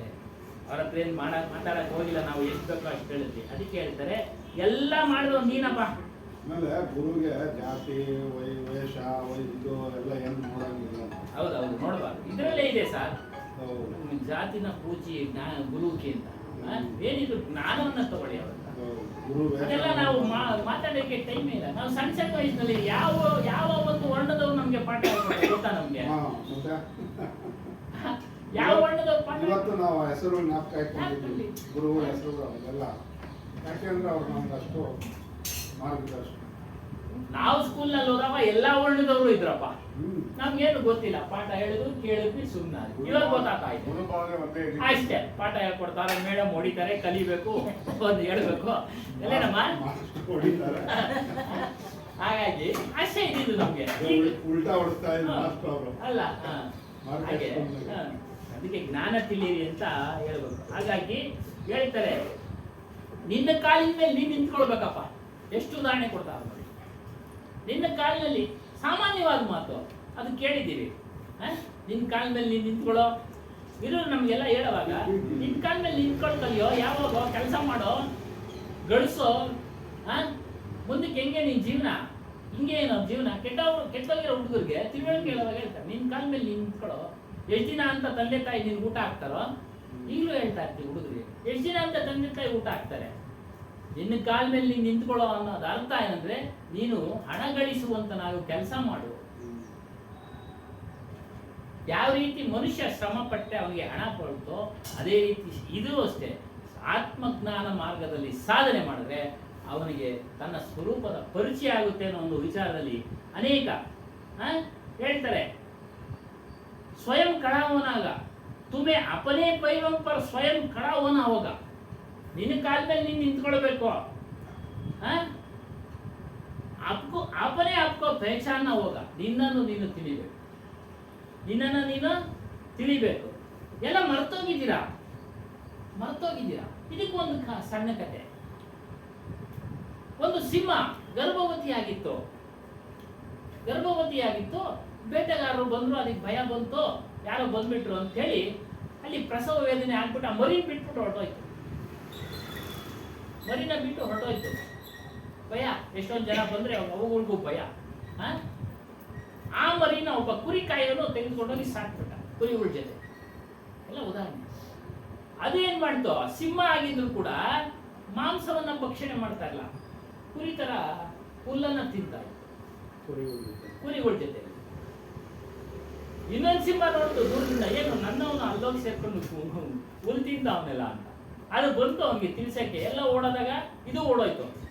ಇದಕ್ಕೆ ಪ್ರತ್ಯೇಕವಾಗಿ ಅಡ್ಡ ಹಾಕಿ ಅದನ್ನ ಕರ್ಕೊಂಡೋಗಿ ನೀರಿನಲ್ಲಿ ತೋರಿಸ್ತೆ. ಮೊದಲು ಹೇಳುತ್ತೆ, ಕೇಳಲ್ಲ. ಅದು ಗರ್ಜನೆ ಹಾಕಿ ನೋಡಿ, ಹಿಂಗೆ ಗರ್ಜನೆ ಹಾಕ್ಬೋದು, ನೀನು ಹಾಕು ಅಂತ ಕೇಳಲ್ಲ. ಇಲ್ಲ ನಾನು ಕುರಿನೇ ಮ್ಯಾ ಮ್ಯಾ ಅಂತಿದೆ. ಅದಕ್ಕೆ ಹೋಗಿ ನೀರಿನಲ್ಲಿ ತೋರಿಸುತ್ತೆ, ನೋಡು ನೀನು ನಾನು ಒಂದೇ ಜಾತಿಯವನು, ಇವಾಗ ಹಾಕು ಗರ್ಜನೆ ಅಂತ ತೋರಿಸು. ಅವಾಗ ಗರ್ಜನೆ ಹಾಕಿ ಅವಾಗ ಹಂಗೆ ನೀನು ಮರ್ತೋಗಿದ್ಯಪ್ಪ, ನೀನು ಸ್ವರೂಪನ ಮರ್ತೋಗಿದ್ಯಾ. ಅದು ಪರಿಚಯ ಮಾಡಿಸ್ಕೊಡೋದು ಯಾರು ಅಂದ್ರೆ ಸದ್ಗುರುಗಳು, ಸಂತ ಜನರು, ಒಳ್ಳೆ ಗುರುಗಳನ್ನು ಆಶ್ರಯಿಸಿ, ಡೋಂಗಿ ಗುರುಗಳನ್ನು ಆಶ್ರಯಿಸ್ತಾರೆ. ಸತ್ತೋದ್ರು 120 ಜನ. ಸಂತ ಅವರು ಸತ್ಸಂಗ ಮಾಡೋರು ಸತ್ತೋದ್ರು. ಏನೇನು ಹೇಳ್ತಾ ಇದ್ರು, ಏನು ಜನಗಳು ಬಿಟ್ಟಿದ್ರು ಸ್ವಾಮಿ. ಅವರೆಲ್ಲ ದುಡ್ಡುಗಳು ಕೊಟ್ಟು ಪ್ರಚಾರಕ್ಕೆ ನಮಗೂ ಬಂದ್ರು. ಹೇಳಿದ್ದೀನಿ ಯಾವಾಗ ಒಂದ್ಸರಿ, ದುಡ್ಡು ಕೊಡಿ ಸ್ವಾಮಿ, ನಿಮ್ದು ಪ್ರಸಿದ್ಧಿ ಆಗೋ ಮಾಡ್ತೀವಿ. ಆಶ್ರಮ ಹೆಸರು ಯಾರಿಗೂ ಗೊತ್ತೇ ಇಲ್ಲ, ಈ ಆಶ್ರಮ ಇಲ್ಲಿರೋದು. ನಮ್ಮ ಟ್ರಸ್ಟ್ನವರೆಲ್ಲ ಕೈ ಮುಗಿದ್ರು. ಸತ್ಯ ನಡೀತಾ ಇದೆ, ಎಷ್ಟು ಬರ್ತಾರೋ ಅಷ್ಟೇ ಸಾಕು. ಸತ್ಯದ ಕೆಲಸ ನಡೀತಾ ಇದೆ, ಎಷ್ಟು ಬರ್ತಾರೋ ಅಷ್ಟೇ ಸಾಕು. ನೋಡಿ ಅಸತ್ಯದ ಕೆಲಸ ಹೆಂಗಾಗ್ತಾ ಇದೆ, ನಾಶ ಆಗ್ತಾ ಇದೆ. ನಂಬಿಸ್ಬಿಟ್ಟಿದ್ರಂತೆ ಜನಗಳನ್ನ. ಅವ್ರು ಮುಟ್ಟಿದ್ರೆ ಸಾಕು ಬದಲಾವಣೆ ಆಗ್ತದೆ. ದುಡ್ಡು ತಲೆ ಮೇಲೆ ಹಾಕೊಂಡ್ರೆ ಸಾಕು.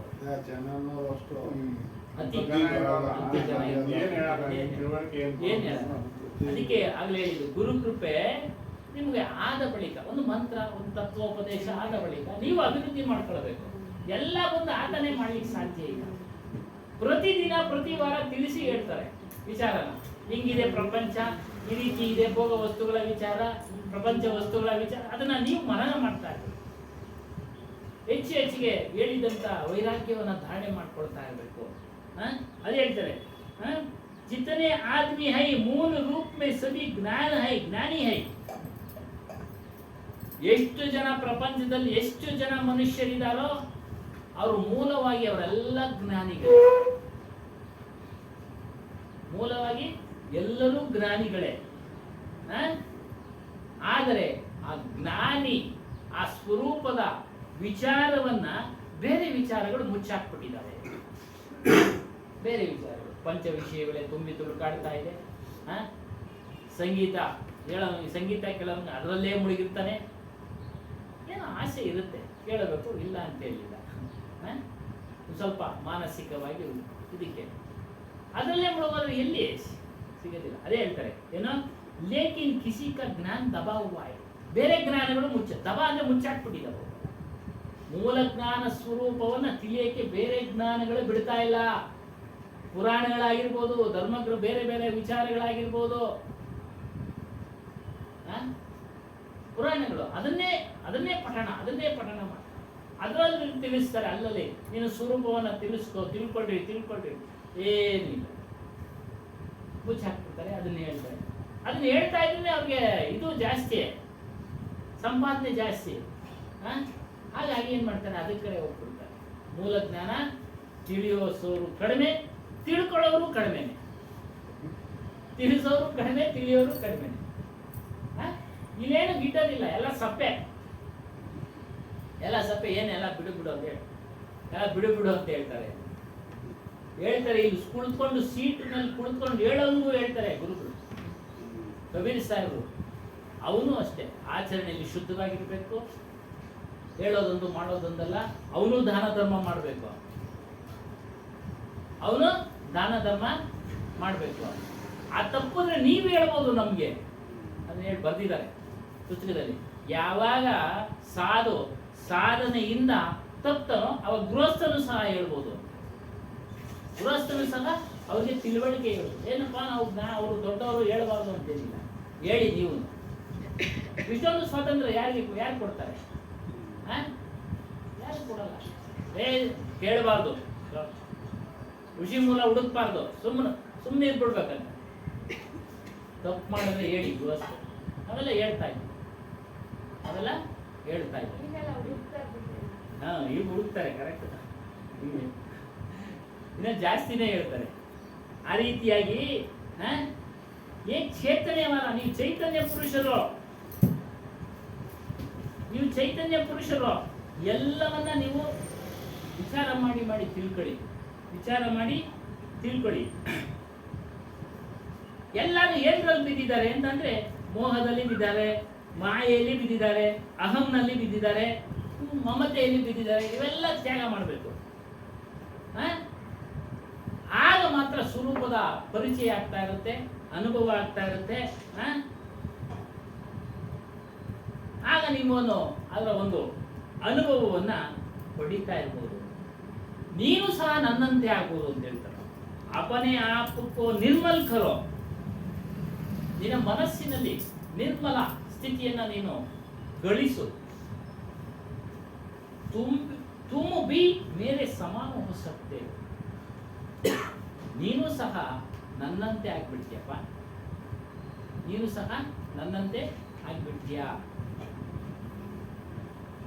ಮೂಲ ರೂಪ ಮೇ ಸಭಿ ಮನುಷ್ಯ ಏಕ ಸಮಾನ ಹೈ. ಎಲ್ಲರೂ ಒಂದೇ ರೀತಿ ಜ್ಞಾನ ಉಳ್ಳವರು. ಆದರೆ ಅವರಲ್ಲಿ ಆತ್ಮಜ್ಞಾನದ ವಿಚಾರ ಉದ್ಘಾಟನೆ ಆಗಿಲ್ಲ. ಅವ್ರ ಮನಸ್ಸಿನಲ್ಲಿ ಅವರು ತಿಳ್ಕೊಳಕ್ ಹೋಗಿಲ್ಲ. ತಿಳ್ಕೊಂಡ್ರೆ ಅದು ಉದ್ಘಾಟನೆ ಆಗುತ್ತೆ. ಅಂದ್ರೆ ಏನು ಅನ್ನೋದು ಗೊತ್ತಾಗುತ್ತೆ. ನೀನು ಮಹಾನ್ ಆಗ್ಬಿಡ್ತೀಯಪ್ಪ, ಗುರು ಆಗ್ಬಿಟ್ಟು ಮಹಾನ್ ಆಗ್ಬಿಡ್ತೀಯ. ನೋಡಿ, ಉದ್ಘಾಟಿತ ಕರ್ ಲಿಯಾ ವಹ ಚೇತ್ ಗಯ, ಎಚ್ಚರಿಕೆಯಾದ, ಜಗಾ ಗಯ, ಜಾಗೃತಗೊಂಡ, ಅವ್ರು ಗುರು ಹೋಗಯ. ನೋಡಿ, ಇವರೆಲ್ಲ ಗುರುಗಳಾಗ್ಬಿಟ್ರಿ, ನೀವು ಗುರುಗಳಾಗ್ಬಿಟ್ರಿ. ಅದಕ್ಕೆ ತಕ್ಕ ನೀವು ಕೇಳಿದ್ರೆ ಬಿಡಿಸಿ ಹೇಳಿ, ನೀವು ಗುರುಗಳಾಗ್ಬಿಟ್ರಿ. ನಾವು ಅವ್ರಿಗೆ ತುಂಬಬೇಕು, ಪ್ರೇರಣೆ ಕೊಡಬೇಕು. ನಾವೇ ಹೇಳ್ಬೇಕು, ನಾವೇ ಕುಳಿತುಕೊಳ್ಬೇಕು ಅನ್ನೋದು ಗುರುವಿನಲ್ಲಿ ಇರಬಾರ್ದು. ಹೇಳಿ, ನೀವು ಹೇಳಿ. ನಮ್ಮ ಗುರುಗಳು ಹಾಗೆ ಎಲ್ಲರ ಕೈನಲ್ಲಿ ಹೇಳಿಸೋ. ತಪ್ಪಾದ್ರೆ ಹೇಳ್ತೀನಿ, ನಾನು ಇದೀನಿ, ಹೇಳಿ. ಆಗ್ತಾ ಇಲ್ಲ ತಪ್ಪು. ಯಾಕೆ ಕೇಳಿರ್ತಾರಲ್ಲ ಬರೀ ಇದೇ ವಿಚಾರ ಹೊರಗಡೆ ಬರ್ತಾ ಇರುತ್ತೆ. ಹಾಗಾಗಿ ಗುರು ಆಗ್ಬಿಡ್ತಾನೆ. ಮಹಾನ್ ಆಗ್ಬಿಟ್ಟು ಕಬೀರ್ ಆಗ್ಬಿಟ್ಟು. ಕಬೀರ್ ಹೆಸರು ಅರ್ಥ ಮಹಾನ್. ನೀನು ಆಗು ಮಹಾನ್ ನನ್ನಂಗೆ. ನಾನೊಬ್ನೇ ಆಗ್ಬೇಕು ಅನ್ನೋದೇನಿಲ್ಲ, ನಾನೊಬ್ನೇ ತಿಳಿದು ಮುಕ್ತನಾಗ್ಬೇಕು ಅನ್ನೋದೇನಿಲ್ಲ. ಸ್ವಾರ್ಥ ಇರೋದಿಲ್ಲ ಗುರುವಿನಲ್ಲಿ, ನಿಸ್ವಾರ್ಥ. ಅಸೂಯೆ ಇರೋದಿಲ್ಲ, ಲೋಭತ್ವ ಇರೋದಿಲ್ಲ, ಹೆಚ್ಚಿನ ಬಯಕೆಗಳು ಇರೋದಿಲ್ಲ. ಬಯಕೆ ಇರುತ್ತೆ, ಊಟ ತಿನ್ನೋದು ಮಾಡೋದು ಇದ್ದೇ ಇರುತ್ತೆ. ಇಷ್ಟೇ. ಮೊದಲೆಲ್ಲ ಅದನ್ನು ಬರೆದಿದ್ದಾರೆ. ಏನು? ಮೊದಲೆಲ್ಲ ಸಾಧುಗಳಿಗೆ ಚಿಂತೆ ಇರಲಿಲ್ಲ, ಮುಂದಿನ ಜೀವನದ ಚಿಂತೆ. ಈಗ ಆಶ್ರಮಗಳಲ್ಲಿ ಒಡಕುಗಳಿದೆ, ಒಡಕುಗಳಾಗ್ತಾ ಇದ್ದಾವೆ, ಗುಂಪುಗಳಾಗ್ತಾ ಇದ್ದಾವೆ. ಹಾಗೇನ್ ಮಾಡ್ತಾರೆ, ಅಲ್ಲೋಗಿ ಸೇರ್ಕೊಂಡವರು ತಾವು ಸಹ ಏನಾದರೂ ಒಂದು ನಮ್ಮ ಒಂದುಗೆ ಮುಂದಿನ ಜೀವನಕ್ಕೆ ಅದು ಒಳ್ಳೇದೇ. ನಮ್ಮ ಅಪ್ಪ ಹೇಳೋರು, ಗೃಹಸ್ಥರು ಹೇಳೋರು, ಮುಂದಿನ ವೃದ್ಧಾಪ್ಯದ ಜೀವನಕ್ಕೆ ಏನಾದರೂ ಒಂದು ಫಂಡ್ ತರ ಇಟ್ಕೊಳ್ಳಿ, ಮಾಡಿಕೊಳ್ಳಿ. ಅವರಲ್ಲೂ ಈಗ ಅದು ಉತ್ಪತ್ತಿ ಆಗಿದೆ, ಸಾಧುಗಳು. ಯಾಕೆ? ಗುಂಪುಗಳಾಗ್ತಾ ಇದೆ, ಒಡಕುಗಳಾಗ್ತಾ ಇದೆ. ಇವೆಲ್ಲ ಬಿಡಿಸೋದು ಬೇಡ. ನಾವು ಕಣ್ಣಿಂದ ನೋಡ್ತಾ ಇದ್ದೀವಿ ಸ್ವಾಮಿ, ಎಲ್ಲ ಆಶ್ರಮಗಳಿಗೆ ಹೋಗ್ತಾ ಇದೀವಿ, ಎಲ್ಲಿ ಏನೇನು ಆಗ್ತಾ ಇದೆ ಅಂತ ಎಲ್ಲ ಗೊತ್ತು. ಹಾಗೇನ್ ಮಾಡ್ತಾರೆ, ಅವರು ಸಹ ಅವರೊಂದು ಆಶ್ರಮ ಕಟ್ಕೊಳ್ಳೋದು, ಒಂದು ಏನೋ ಒಂದು ವ್ಯವಸ್ಥೆ ಮಾಡ್ಕೊಳ್ಳೋದು ಮಾಡ್ತಾರೆ. ಅಲ್ಲ, ಆನಂದಾಶ್ರಮ ಸ್ವಾಮೀಜಿ ಆನಂದ ಮಾರ್ಗಿ, ಅದನ್ನ ಅಷ್ಟು ಇಂದಿರಾ ಗಾಂಧಿ ಪೀರಿಯಡ್ ನಲ್ಲಿ ಅದನ್ನ ನಿಷೇಧ ಮಾಡಿದ್ರು. ಅದು ವಿಚಾರ ಮಾತಾಡೋಂಗಿರ್ಲಿಲ್ಲ, ಅವ್ರ ವಿಚಾರನ ಆನಂದ ಮಾರ್ಗಿ ಅದೆಲ್ಲ ಹೋಯ್ತು. ನೋಡಿ, ಅವ್ರ ಆಸ್ತಿಗೋಸ್ಕರ. ಯಾಕೆ? ಅವರು ಇರೋವರೆಗೂ ಬೇಕಲ್ಲ ಅವ್ರ ವ್ಯವಸ್ಥೆ. ಬೀದಿನಲ್ಲಿ ಇರೋಕ್ಕಾಗತ್ತಾ? ಫುಟ್ಪಾತ್ ಮೇಲೆ ಇರೋಕ್ಕಾಗತ್ತಾ? ಅದಕ್ಕೆ ಕೆಲವರೆಲ್ಲ ಮಾಡ್ಕೊಳ್ತಾವ್ರೆ, ಅದು ತಪ್ಪೇನಿಲ್ಲ. ಒಟ್ಟಾರೆ ಗೃಹಸ್ಥರು ಮಾಡ್ಕೊಳೋದ್ರಲ್ಲಿ ಅದು ಇನ್ನೇನು ತಪ್ಪೇನು ಇಲ್ಲ. ನಮ್ಮ ಒಂದು ಮುಂದಿನ ಒಂದು ಜೀವನಕ್ಕೆ ಏನ್ ಬೇಕೋ ಅದು ಬೇಕು, ಮಾಡ್ಕೊಳ್ಳೋದ್ರಲ್ಲಿ ತಪ್ಪೇನಿಲ್ಲ. ಅದೇ ವಿಚಾರಕ್ಕೆ ಬರೋಣ. ಅದಕ್ಕೆ ನೀನು ಮಹಾನ್ ಆಗಿಬಿಡ್ತೀಯಾ, ತುಮಾನ್ ಹೋ अपन और जो अपनी शक्ति को नहीं जगाया उसका ज्ञान का दबा हुआ है वह ಶಿಷ್ಯ है. ಇನ್ನು ನಿನ್ನ ಒಂದು ಸ್ವರೂಪವಾದ ಶಕ್ತಿಯನ್ನ ತಿಳಿಯೋದಿಕ್ಕೆ ಬೇರೆ ಜ್ಞಾನಗಳು ಬಿಡ್ತಾ ಇಲ್ಲಪ್ಪ. ಯಾರು ಅದನ್ನ ದಬಾಯಿಸಿ ದೂರ ತಳ್ಳಿತಾರೋ ಅವನು ನಿಜವಾದ ಶಿಷ್ಯ ಆಗ್ತಾ ಇರ್ತಾನೆ. ಬರ್ತಾ ಇರ್ತಾರೆ. ಮನುಷ್ಯನಿಗೆ ಕಷ್ಟಗಳು ಬರದೇ ಇರಲಿಲ್ಲ, ಎಲ್ಲರಿಗೂ ಬರ್ತವೆ. ಯಾರಿಗೂ ಕಷ್ಟ ಇಲ್ಲದೆ ಇರೋ ಮನುಷ್ಯನೇ ಇಲ್ಲ. ಅದನ್ನ ನಿಭಾಯಿಸ್ಬೇಕು, ನಿರ್ವಹಣೆ ಮಾಡಬೇಕು. ಇದನ್ನ ಬಿಡಬಾರ್ದು. ಆಗ ಮುಂದುವರಿಕೆ ಸಾಧ್ಯ. ಒಂಥರ ಹೋರಾಟ ಇದ್ದಂಗೆ, ಸ್ಟ್ರಗಲ್, ಹೋರಾಟ ಮಾಡಬೇಕು. ಹೊಟ್ಟೆಪಾಡಿಗೋಸ್ಕರ ಹೋರಾಟ ಮಾಡ್ತೀವಿ, ಮತ್ತೊಂದಕ್ಕೆ ಹೋರಾಟ ಮಾಡ್ತೀವಿ. ಇದು ಶಾಶ್ವತವಾದ ಸುಖ, ಶಾಶ್ವತವಾದ ಆನಂದ, ಇದನ್ನು ಪಡೆಯೋಕೆ ಯಾಕೆ ಹೋರಾಟ ಮಾಡಬಾರ್ದು? वो भी ಸಾಧನಾ करके वैसे ही बन सकता है. ಶಿಷ್ಯನು ಸಾಧನೆ ಮಾಡ್ತಾ ಮಾಡ್ತಾ ಮಾಡ್ತಾ ಅವನು ಸಹ ಗುರುನಾಗ್ಬಿಡ್ತಾನೆ, ಅವನು ಮಹಾನ್ ಆಗ್ಬಿಡ್ತಾನೆ. ಅದಕ್ಕೆಲ್ಲರೂ ಪ್ರಯತ್ನ ಪಡಿ. ಹೇಳ್ತಾರೆ ಸಾಹೇಬ್ ಸಾಹಸ ದೇತೆ ಹೈ, ಪ್ರೇರಣೆ ಕೊಡ್ತಾ ಇದ್ದಾರೆ. ನೀನು ಚಿಕ್ಕವನಲ್ಲಪ್ಪ, ನೀನು ಮಹಾನ್. ಸಮಜೋ ಅಪನೆ ಆಪ್ಕೋ. ತಿಳಿ. ಸಮಜೋ ಅಂದ್ರೆ ತಿಳಿಯುವಂತನಾಗು, ನಿನ್ನನ್ನು ನೀನು ತಿಳಿಯುವಂತನಾಗು. ಜೋ ಕೋಜ್ ಸೋ ಉಡಾವ ನಾಹಿ, ಸೋತೋ ಆಹಿ ಅಮರಪದು ಮಾಹಿ. ಹೇಳ್ತಾರೆ, ಜಿಸೆ ತುಮ್ ಕೋಜ್ತೆ ಹೋ ವಹ ನಹಿ ಹೈ. ನೀನು ಏನನ್ನ ಹುಡುಕ್ತಾ ಇದೆಯಾ? ಶಾಶ್ವತವಾಗಿ ನಾನು ಚೆನ್ನಾಗಿರ್ಬೇಕು. ಅದೇ ಕಥೆ ಹೇಳೋದಲ್ಲ, ಅಮರನಾಗಿರ್ಬೇಕು. ದೇಹದಿಂದ ಅಮರ ಅಲ್ಲಪ್ಪ, ನೀನು ಶಾಶ್ವತವಾದ ಆನಂದವನ್ನು ಹುಡುಕ್ತಾ ಇದೆಯಾ? ಮರಣದ ನಂತರ ನಾನು ಚೆನ್ನಾಗಿರ್ಬೇಕು ಅನ್ನೋದು ನಿನ್ನಲ್ಲಿ ಇಚ್ಛೆ ಉಂಟಾಗಿದೆ. ಅದು ಹೊರಗಡೆ ಎಲ್ಲೂ ಇಲ್ಲ, ಹೊರಗಡೆ ಸಿಗೋದು ಇಲ್ಲ. ಸಿಗ್ತಾ ಇದೆಯಾ? ಯಾವ್ದ್ರಲ್ಲಾದ್ರೂ ಎಷ್ಟೊಂದು ವಸ್ತುಗಳಿದ್ದಾವೆ, ಸಿಗ್ತಾ ಇದೆಯಾ? ಟಿವಿ ನೋಡಿದ್ರೆ 24 ಗಂಟೆ ಸಿಗುತ್ತಾ ಆನಂದ? ಒಂದು 2 ಗಂಟೆ ಟೈಮ್ ಅಷ್ಟೇ, ಮುಗಿದೋಯ್ತು. ಸಿನಿಮಾಗಳು, ಎಂತೆಂಥ ಸಿನಿಮಾಗಳು ಶಾಶ್ವತವಾದ ಆನಂದ ಕೊಡುವ? ಮನೋರಂಜನೆ ಅಷ್ಟೇ ಅಲ್ಲ, ಮನೋರಂಜನೆ ಐತೆ. ಅದನ್ನ ಆಚೆಗೆ ಬಂದ್ಮೇಲೆ ಈ ಕಡೆನೆ ಬಿದ್ವಿ, ಕಷ್ಟದ ಕಡೆ. ಏನೋ ಒಂದು ಮರ್ಯಾದೆಗೋಸ್ಕರ ಅಲ್ಲಿ ಹೋಗ್ತೀವಿ. ಹಾಗಾಗಿ ಅವುಗಳೆಲ್ಲ ಶಾಶ್ವತವಾದ ಆನಂದ ಅಲ್ಲ. ನೀನು ಶಾಶ್ವತವಾದ ಆನಂದ, ಸುಖ, ಅಮರನಾಗಿರ್ಬೇಕು ಅಂತ ಹುಡುಕ್ತಾ ಇದೆಯಾ? ಅದು ಹೊರಗಡೆ ಇಲ್ಲ, ಅದು ನಿನ್ನಲ್ಲೇ ಇದೆ. ಏನು ಆದ್ಮಿ ಕ್ಯಾಕ್ ವಸ್ತಾಯ್ ಹಾಕಿದ್ದಾರೆ. ಆದ್ಮಿ ಸುಖ ಶಾಂತಿ ಪರಮಾತ್ಮ ಪರಮಾನಂದ ಕೋಸ್ತಾರೆ.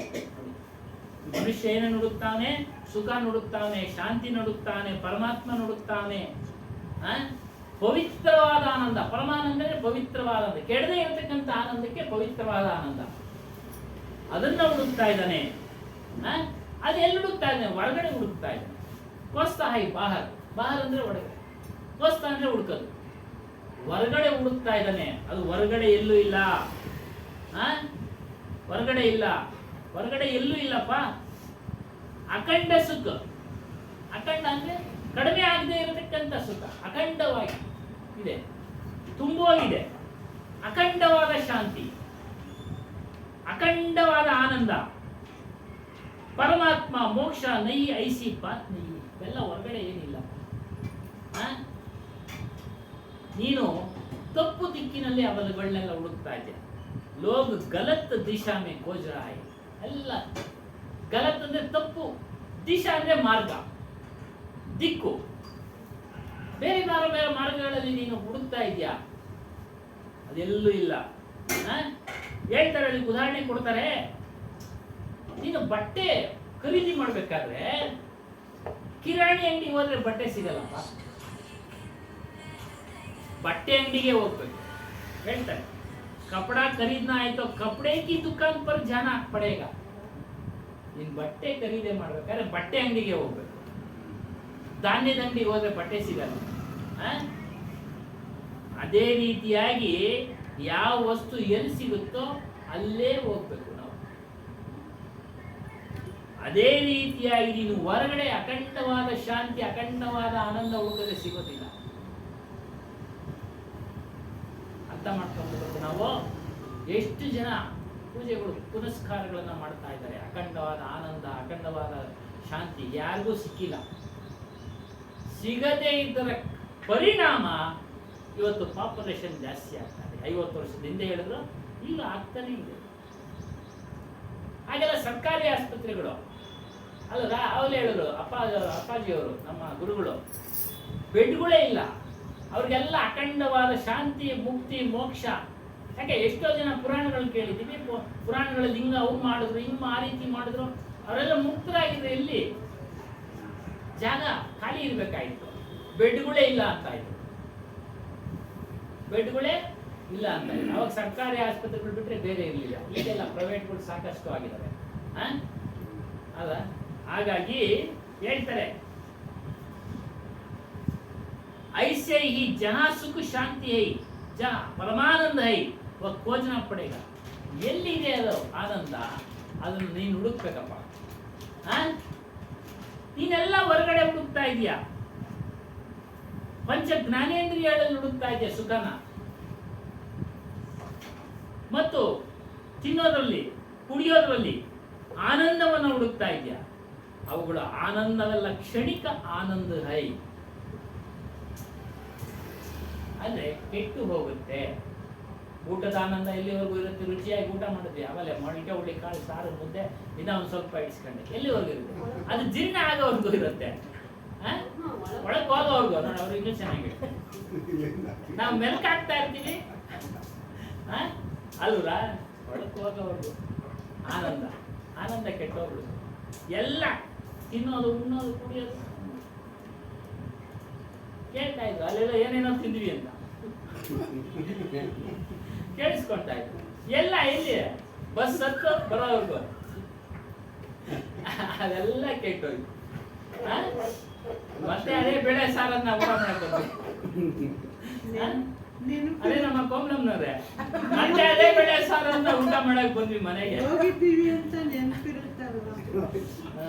ಎಷ್ಟು ದಿನ ನೆನಪಿರುತ್ತೆ? 1-2 ದಿನ. ಇವತ್ತು ನಗ್ತಾ ಇದೀವಿ, ನಗಿಸ್ತಾ ಹೇಳ್ತಾ ಇದೀವಿ ಅಷ್ಟೇ. ಬೇರೆ ಬಂದ್ಬಿಟ್ರೆ ಕಾಮಿಡಿ. ಹಾಗೆ ಎಲ್ಲ ಕ್ಷಣಿಕವಾದ ಆನಂದ, ಸ್ಥಾಯಿ ಆನಂದ. ಸ್ಥಾಯಿ ಅಂದ್ರೆ ಶಾಶ್ವತ. ಶಾಶ್ವತವಾದ ಆನಂದ ಯಾವ ವಸ್ತುಗಳಲ್ಲೂ ಇಲ್ಲ. ಒಂದು ಸಿನಿಮಾ ನೋಡ್ಕೊಂಡ್ ಬರ್ಲಿ ಇಲ್ಲ, ಒಂದು ಊರಿಗೆ ಹೋಗಿ ಬಂದ್ರಿ ಇಲ್ಲ. ಅದಕ್ಕೆ ನಾನು ಹೆಚ್ಚಿನಾಗಿರೋದು ಯಾರನ್ನ ಹೇಳ್ಬಿಟ್ರೆ ಅಲ್ಲಿ ಹೋಗೋಣ ಅನ್ಸುತ್ತೆ ಮನ್ಸು. ಅಲ್ಲಿ ಹೋಗೋಣ ಅನ್ಸುತ್ತೆ ಮನ್ಸು. ಹಂಪೆ ನೋಡ್ಕೊಂಡ್ ಬಂದ್ವಿ, ಎಲ್ಲ ನೋಡ್ಕೊಂಡ್ ಬಂದ್ವಿ. ಇದಕ್ಕೆ ಹೋಗೋಣ, ಬೇರೆ ಯಾವ ಒಂದು ಒಳ್ಳೇದು ಮಂತ್ರಾಲಯ ಚೆನ್ನಾಗೈತೆ ಇನ್ನು ಅಂದ್ರೆ ಅದಕ್ಕೆ ಹೋಗೋಣ ನಡ್ರಿ. ಮಂತ್ರಾಲಯಕ್ಕೆ ಬಿಟ್ಟಿಲ್ಲ ಸದ್ಯಕ್ಕೆ, ಫ್ರೀ ಬಿಟ್ಟವ್ರೆ ನಮ್ಮ ಮಂತ್ರಾಲಯಕ್ಕೆ. ಅದು ಆಂಧ್ರ, ಅದು ರಾಯಚೂರ್ವರೆಗೂ ಹೋಗೋದು ನೀವು. ಹೋಗಿ ಬಂದ್ಬಿಡಿ, ಕ್ಯಾನ್ಸಲ್ ಮಾಡೋದ್ರೊಳಗಡೆ. ಚೆನ್ನಾಗಿದೆಯಮ್ಮ, ಹೋಗಿ ಬನ್ನಿ, ಸಂತೋಷವಾಗಿರುತ್ತೆ. ಒಂದು ಒಳ್ಳೆ ವಾತಾವರಣ, ಗುರುಗಳ ಸನ್ನಿಧಿ, ಗುರುಗಳ ಸನ್ನಿಧಿ ಹೋಗಿ ಬನ್ನಿ. ವಾತಾವರಣಕ್ಕಿಂತ ಗುರುಗಳ ಸನ್ನಿಧಿ. और उसमें भी आनंद कब मिलता है? जब अपना मन शांत एकाग्र होता है. ಈ ಶಾಶ್ವತವಾದ ಆನಂದ ಸಿಗ್ಬೇಕಾದ್ರೆ ನಿಮ್ಮ ಮನಸ್ಸು ಏಕಾಗ್ರತೆ, ಶಾಂತಿ ಇವೆಲ್ಲ ಇದ್ರೆ ಮಾತ್ರ. ಅಶಾಂತಿಯಿಂದ ಕೂಡಿದ್ರೆ ನಮಗೆ ಆನಂದ ಸಿಗುತ್ತಿಲ್ಲ. ಅಶಾಂತಿ ಅಂದ್ರೆ ಇದೆಲ್ಲ ತುಂಬಿಕೊಂಡಿದ್ದೀವಿ. ನಾ ಯಾಡ್ನಾಗ ಹೇಳೋದು ಅದಕ್ಕೆ 9 ಚಿತ್ರಗಳು ಅಂಬಿಗ, ಏನು 9 ರಂಧ್ರಗಳಿಂದ ಕೂಡಿದೆ ಇದೆ. 9 ರಂಧ್ರಗಳು, 2 ಕಣ್ಣು, 2 ಮೂಗಿನ ಒಳ್ಳೆ, 2 ಕಿವಿ, ಬಾಯಿ, ಉಪಸ್ಥ, ಬುಧ, ಇವೆಲ್ಲ ಲೆಕ್ಕ ಹಾಕಿದ್ರೆ 9. 6 ತೆರೆಯ ಮೇಲೇರಿ ಬರುತ್ತಿದೆ ನೋಡು. 6 ಅಂದ್ರೆ ಅರಿಷಡ್ ವರ್ಗಗಳು, ಕಾಮ, ಕ್ರೋಧ, ಲೋಭ, ಮೋಹ, ಮದ, ಮತ್ಸರ, ಇವು ಮೇಲೇರಿ ಬರ್ತಾ ಇದ್ದಾವೆ. ಅಲೆಗಳ ತರ ಒಂದೊಂದು ಬಿಟ್ಟು ಒಂದು, ಒಂದೊಂದು ಬಿಟ್ಟು ಒಂದು. ಸತ್ಯನಾಮ ಪದದೊಳ್ಳು ಅಂಬಿಗ. ಒಂದ್ಸಲ ಅರ್ಥ ಎಲ್ಲ ಹೇಳಿದ್ರು. ಅದು ಅಷ್ಟೇ, ಉಪವಾಸದ್ದು ಅಷ್ಟೇ. ಅಷ್ಟೇ ವ್ರತ ಇದೆ, ಇಂದ್ರಿಯಗಳನ್ನ ನಿನ್ನ ಹಿಡಿತದಲ್ಲಿ ಇಟ್ಕೊಳ್ಳೋದೇ ವ್ರತ ಅಂತಾನು ಹೇಳಿದ್ರು. ಅದೆಲ್ಲ ಎಷ್ಟು ಹಾಗಾಗಿ ಉಪಾಸನ, ಉಪವಾಸ. ಉಪ ಅಂದ್ರೆ ಸಮೀಪ, ವಾಸ ಅಂದ್ರೆ ಇರೋದು. ನಿನ್ನ ಸ್ವರೂಪದಲ್ಲಿ ಯಾವಾಗೂ ಇರುವಂತನಾಗಪ್ಪ ಉಪವಾಸ. ತಿನ್ನೋದು ಉಣ್ಣೋದು ಬಿಡೋದು ಅದು ಆರೋಗ್ಯ ದೃಷ್ಟಿಯಿಂದ, ಅವೆಲ್ಲ ಅಷ್ಟೇ ಆರೋಗ್ಯ ದೃಷ್ಟಿಯಿಂದ ಅವಾಗ ಅವರೆಲ್ಲ ಮಾಡಿದ್ರು. ಅರ್ಥ ಆಯ್ತಾ? ಒಂದು ಮನಸ್ಸು ನಿಯಂತ್ರಣಕ್ಕೆ ಬರಲಿ, ಏಕಾಗ್ರತೆಗೆ ಬರಲಿ. ಯಾವಾಗೂ ತಿಂತಾನೆ ಇರ್ತಾನೆ ಮನುಷ್ಯ. ಒಂದ್ ದಿವಸನಾದ್ರೂ ಆರೋಗ್ಯವಾಗಿರ್ಲಿ, ಪರಮಾತ್ಮನ ಚಿಂತೆ ಮಾಡಲಿ. ಯಾವ ಒಂದು ಪರಮಾತ್ಮ ಏಕಾಗ್ರತೆ ಬರುತ್ತೆ ಇರ್ಲಿ ಅಂತ ಮಾಡಿದ್ರು.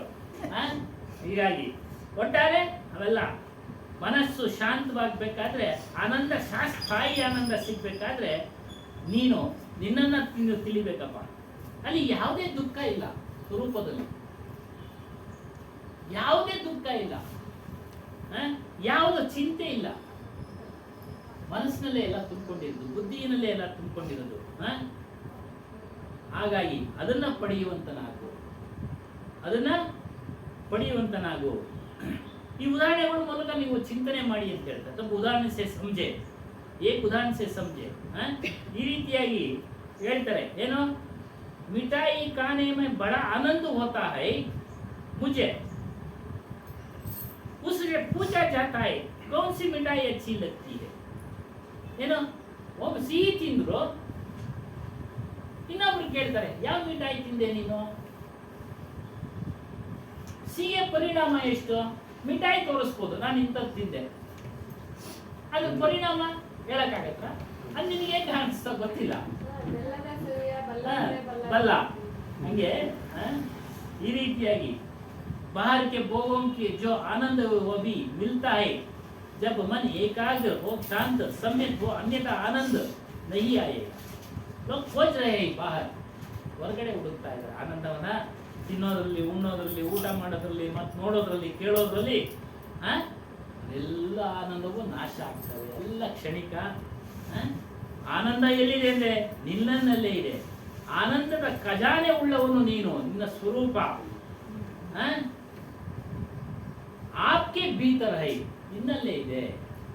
ನೀನು ಆಪ್ ಖೋಜ್ನಾ ನಯ್ಯೆ, ನೀನು ಹುಡುಕಿಲ್ಲಪ್ಪ ಅದನ್ನ. ನಿನ್ನಲ್ಲೇ ಇರ್ತಕ್ಕಂಥ ಆನಂದವನ್ನ, ಶಾಶ್ವತವಾದ ಆನಂದವನ್ನ ನೀನು ಹುಡುಕಿಲ್ಲ,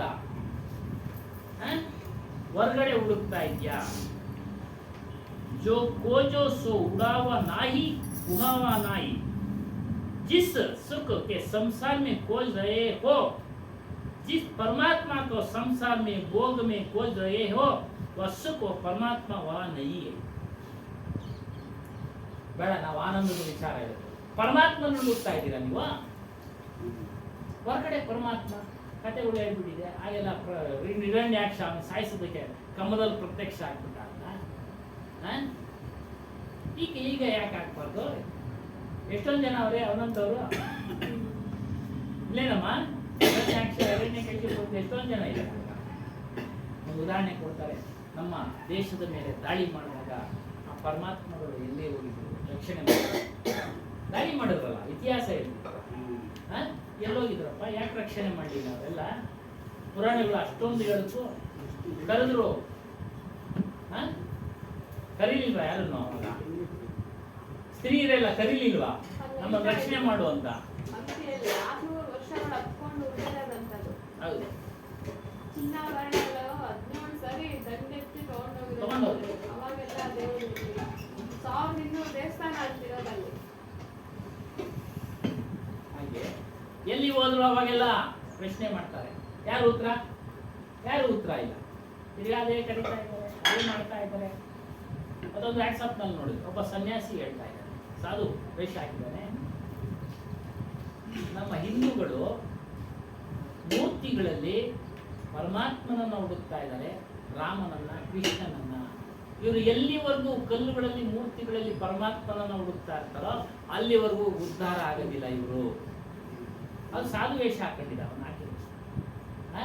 ಪ್ರಶ್ನೆ ಮಾಡ್ತಾರೆ, ಪ್ರಶ್ನೆ ಹೇಳ, ಹಿಂದೂಗಳು ಎಲ್ಲಿಯವರೆಗೂ, ಬೇರೆ ಧರ್ಮದ ಬೇಡ ನಮಗೆ, ಅವ್ರದ್ದು ಅದೇನೆ, ಅವ್ರದ್ದೇನು ಕಮ್ಮಿ ಏನಿಲ್ಲ, ನಮ್ಗಿನ್ನ ಜಾಸ್ತಿ ಇದೆ ಇಲ್ಲಿ, ಅವ್ರನ್ನ ಟೀಕೆ ಮಾಡಕ್ಕೆ ಹೋಗೋದು ಬೇಡ. ಎಲ್ಲಿಯವರೆಗೂ ಮೂರ್ತಿಗಳಲ್ಲಿ ಪರಮಾತ್ಮನನ್ನ ಹುಡುಕ್ತಾವ್ರೋ ಅಲ್ಲಿವರೆಗೂ ಉದ್ಧಾರ ಆಗೋದಿಲ್ಲ. ಇಷ್ಟೇ ಅರ್ಥ ಮಾಡ್ಕೋಬೇಕು ಪ್ರಶ್ನೆ ಪದಗಳನ್ನ. ಅಲ್ಲಿವರೆಗೂ ದುಃಖದಿಂದ ಬಿಡುಗಡೆ ಆಗೋದಿಲ್ಲ ಅವನು ಹೇಳ್ತಾ. ಅದು ರಹಸ್ಯವಾಗಿ ಯಾರು ಎಷ್ಟು ಹೆಂಗೆ ಅರ್ಥ ಮಾಡ್ಕೊಂತಾರೋ ಹಾಗೆ. ಅದೇ ರೀತಿ ಇಲ್ಲೂ ಅಷ್ಟೇ ನಾವೇನು ಮಾಡ್ತಾ ಇದ್ವಿ, ಪರಮಾತ್ಮನನ್ನು ಹೊರಗಡೆ ಬಿಡ್ತಾ ಇದ್ವಿ. ನಾವು ಪರಮಾತ್ಮ ಸ್ವರೂಪಿಗಳು. ನಮ್ಮ ಅಪ್ಪ ಅವ್ರು ಹೇಳೋದು, ನಾವು ದೇವ್ರು ಇಲ್ಲ ಅಂತ ಹೇಳ್ತಾ ಇಲ್ಲ ರೀ, ದೇವರು ಯಾರು ಅಂತ ತಿಳಿ, ಎಲ್ಲಿದ್ದಾನೆ ಅಂತ ತಿಳಿ. ದೇವ್ರಿಲ್ಲ ಅಂತ ಹೇಳ್ತಾರೆ ಅಂತ ಹೇಳೋರು ಕೆಲವರು. ದೇವ್ರಿಲ್ಲ ಅಂತ ಹೇಳ್ತಾರೆ ಅವರು, ದೇವ್ರಿಲ್ಲ ಅಂತ ಹೇಳ್ತಾರೆ. ದೇವ್ರಿಲ್ಲ ಅಂದ್ರೆ ಇಷ್ಟೆಲ್ಲ ನಡೀತಿತ್ತಾ? ವಿಚಾರ ಗೊತ್ತಿಲ್ಲ, ಎಲ್ಲ ಮಾತಾಡ್ತಾರೆ. ಅದಕ್ಕೆ ಅವ್ರು ಹೇಳೋರು, ಯಾರು ಮಾತಾಡ್ಕೊಂಡು ತಿಳಿದು ನಾವು ದೇವ್ರಿಲ್ಲ ಅಂತ ಹೇಳ್ತಾ ಇಲ್ಲ, ದೇವ್ರು ಇದ್ದಾನೆ. ಆ ದೇವ್ರು ಯಾವ ರೀತಿ ಇದ್ದಾನೆ, ಹೇಗಿದ್ದಾನೆ, ಎಲ್ಲಿದ್ದಾನೆ ತಿಳಿಯಿರಿ. ಇದೇ ವಿಚಾರ. ಪರಮಾತ್ಮನ ನಾವು ಹೊರಗಡೆ ಹುಡುಕ್ತಾ ಇದ್ದೀವಿ, ಪರಮಾತ್ಮ ನಮ್ಮಲ್ಲೇ ಇದ್ದಾನೆ, ನಾವೇ ಪರಮಾತ್ಮ ಸ್ವರೂಪಗಳಾಗಿದ್ದೀವಿ, ಅದೇ ನಮ್ಮ ಸ್ವರೂಪ. ಅದನ್ನು ತಿಳಿಯಿರಿ ಅಂತ ಈ ಒಂದು ಈಗಿನ ವಿಷಯದ ವಿಚಾರ. ನಾವು ಸಹ ಪರಮಾತ್ಮನ, ನಮ್ಮಲ್ಲೇ ಇರತಕ್ಕಂಥ ಪರಮಾತ್ಮನ ತಿಳಿಯೋಣ, ಬಂಧನದಿಂದ ಬಿಡುಗಡೆಯಾಗೋಣ ಅಂತ ಅವಕಾಶವನ್ನು ಸದ್ಗುರು ಹನುಮಾನ್ ಸಾಹೇಬರು, ಕಬೀರ್ ಸಾಹೇಬರು ಎಲ್ಲರಿಗೂ ನೀಡಲಿ ಅಂತ ಹೇಳ್ತಾ ಇನ್ನು ಸತ್ಸಂಗವನ್ನು ಮುಕ್ತಾಯ ಮಾಡ್ತಾರೆ. बोलिए श्री सत्यनामादि कबीर साहेब की जय, सद्गुरु श्री हनुमान दास साहेब की जय, गुरु माता जी की जय, सर्व संत महंत की जय.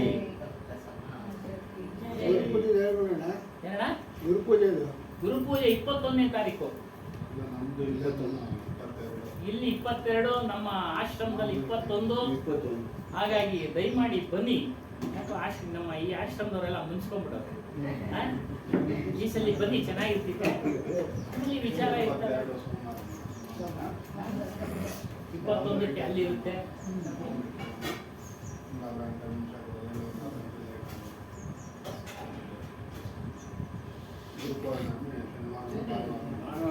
ನೀವು ಬನ್ನಿ ಅಣ್ಣ, ಈ ಸಲ ಸ್ವಲ್ಪ ಪ್ರಯತ್ನ ಮಾಡ್ಕೊಂಡು ನೋಡಿ.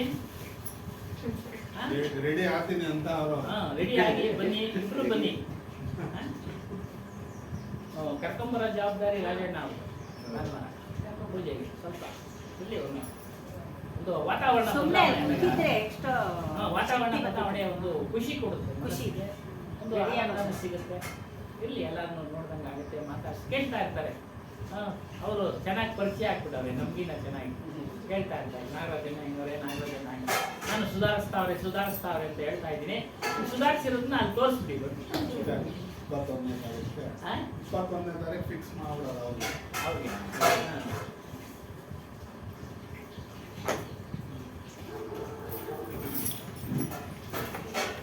ನಮಗೆ ಇವತ್ತು ಕಂಪ್ನಿ ಸಿಕ್ಕಿದ್ರು, ಬಂದ್ರು ಕುಮಾರಣ್ಣ. ಜ್ಞಾನಮೂಲಂ ಗುರುರ್ಮೂರ್ತಿ ಪೂಜಾಮೂಲಂ ಗುರುರ್ಪಾದಂ ಮಂತ್ರಮೂಲಂ ಗುರುರ್ವಾಕ್ಯಂ ಮೋಕ್ಷಮೂಲಂ ಗುರುಕೃಪಾ ಗುರುರ್ದೇವೋ ಗುರುರ್ಧರ್ಮೋ ಗುರುನಿಷ್ಠಾ ಪರಂತಪ ಗುರು ಪರತರಂ ನಾಸ್ತಿ ತತ್ವಂ ಗುರುರ್ಪದಂ साहेब साहेब गुरुदेव तुमको वंदनीय गुरुदेव काल जाल के फंदावारी पर कल खायो बेव तुमको वंदनीय गुरुदेव वंदनीय गुरुदेव तुमको वंदनीय गुरुदेव वेद शास्त्र सब खोजत रे मर्म न जानत केव तुमको वंदनीय गुरुदेव वंदनीय गुरुदेव तुमको वंदनीय गुरुदेव गुरु समान और को दाता ताकि करिए सेवा तुमको वंदनीय गुरुदेव वंदनीय गुरुदेव तुमको वंदनीय गुरुदेव साहेब कबीरा भय पद दाता पूर्ण परक समेव तुमको वंदनीय गुरुदेव वंदनीय गुरुदेव तुमको वंदनीय गुरुदेव साहेब साहेब साहेब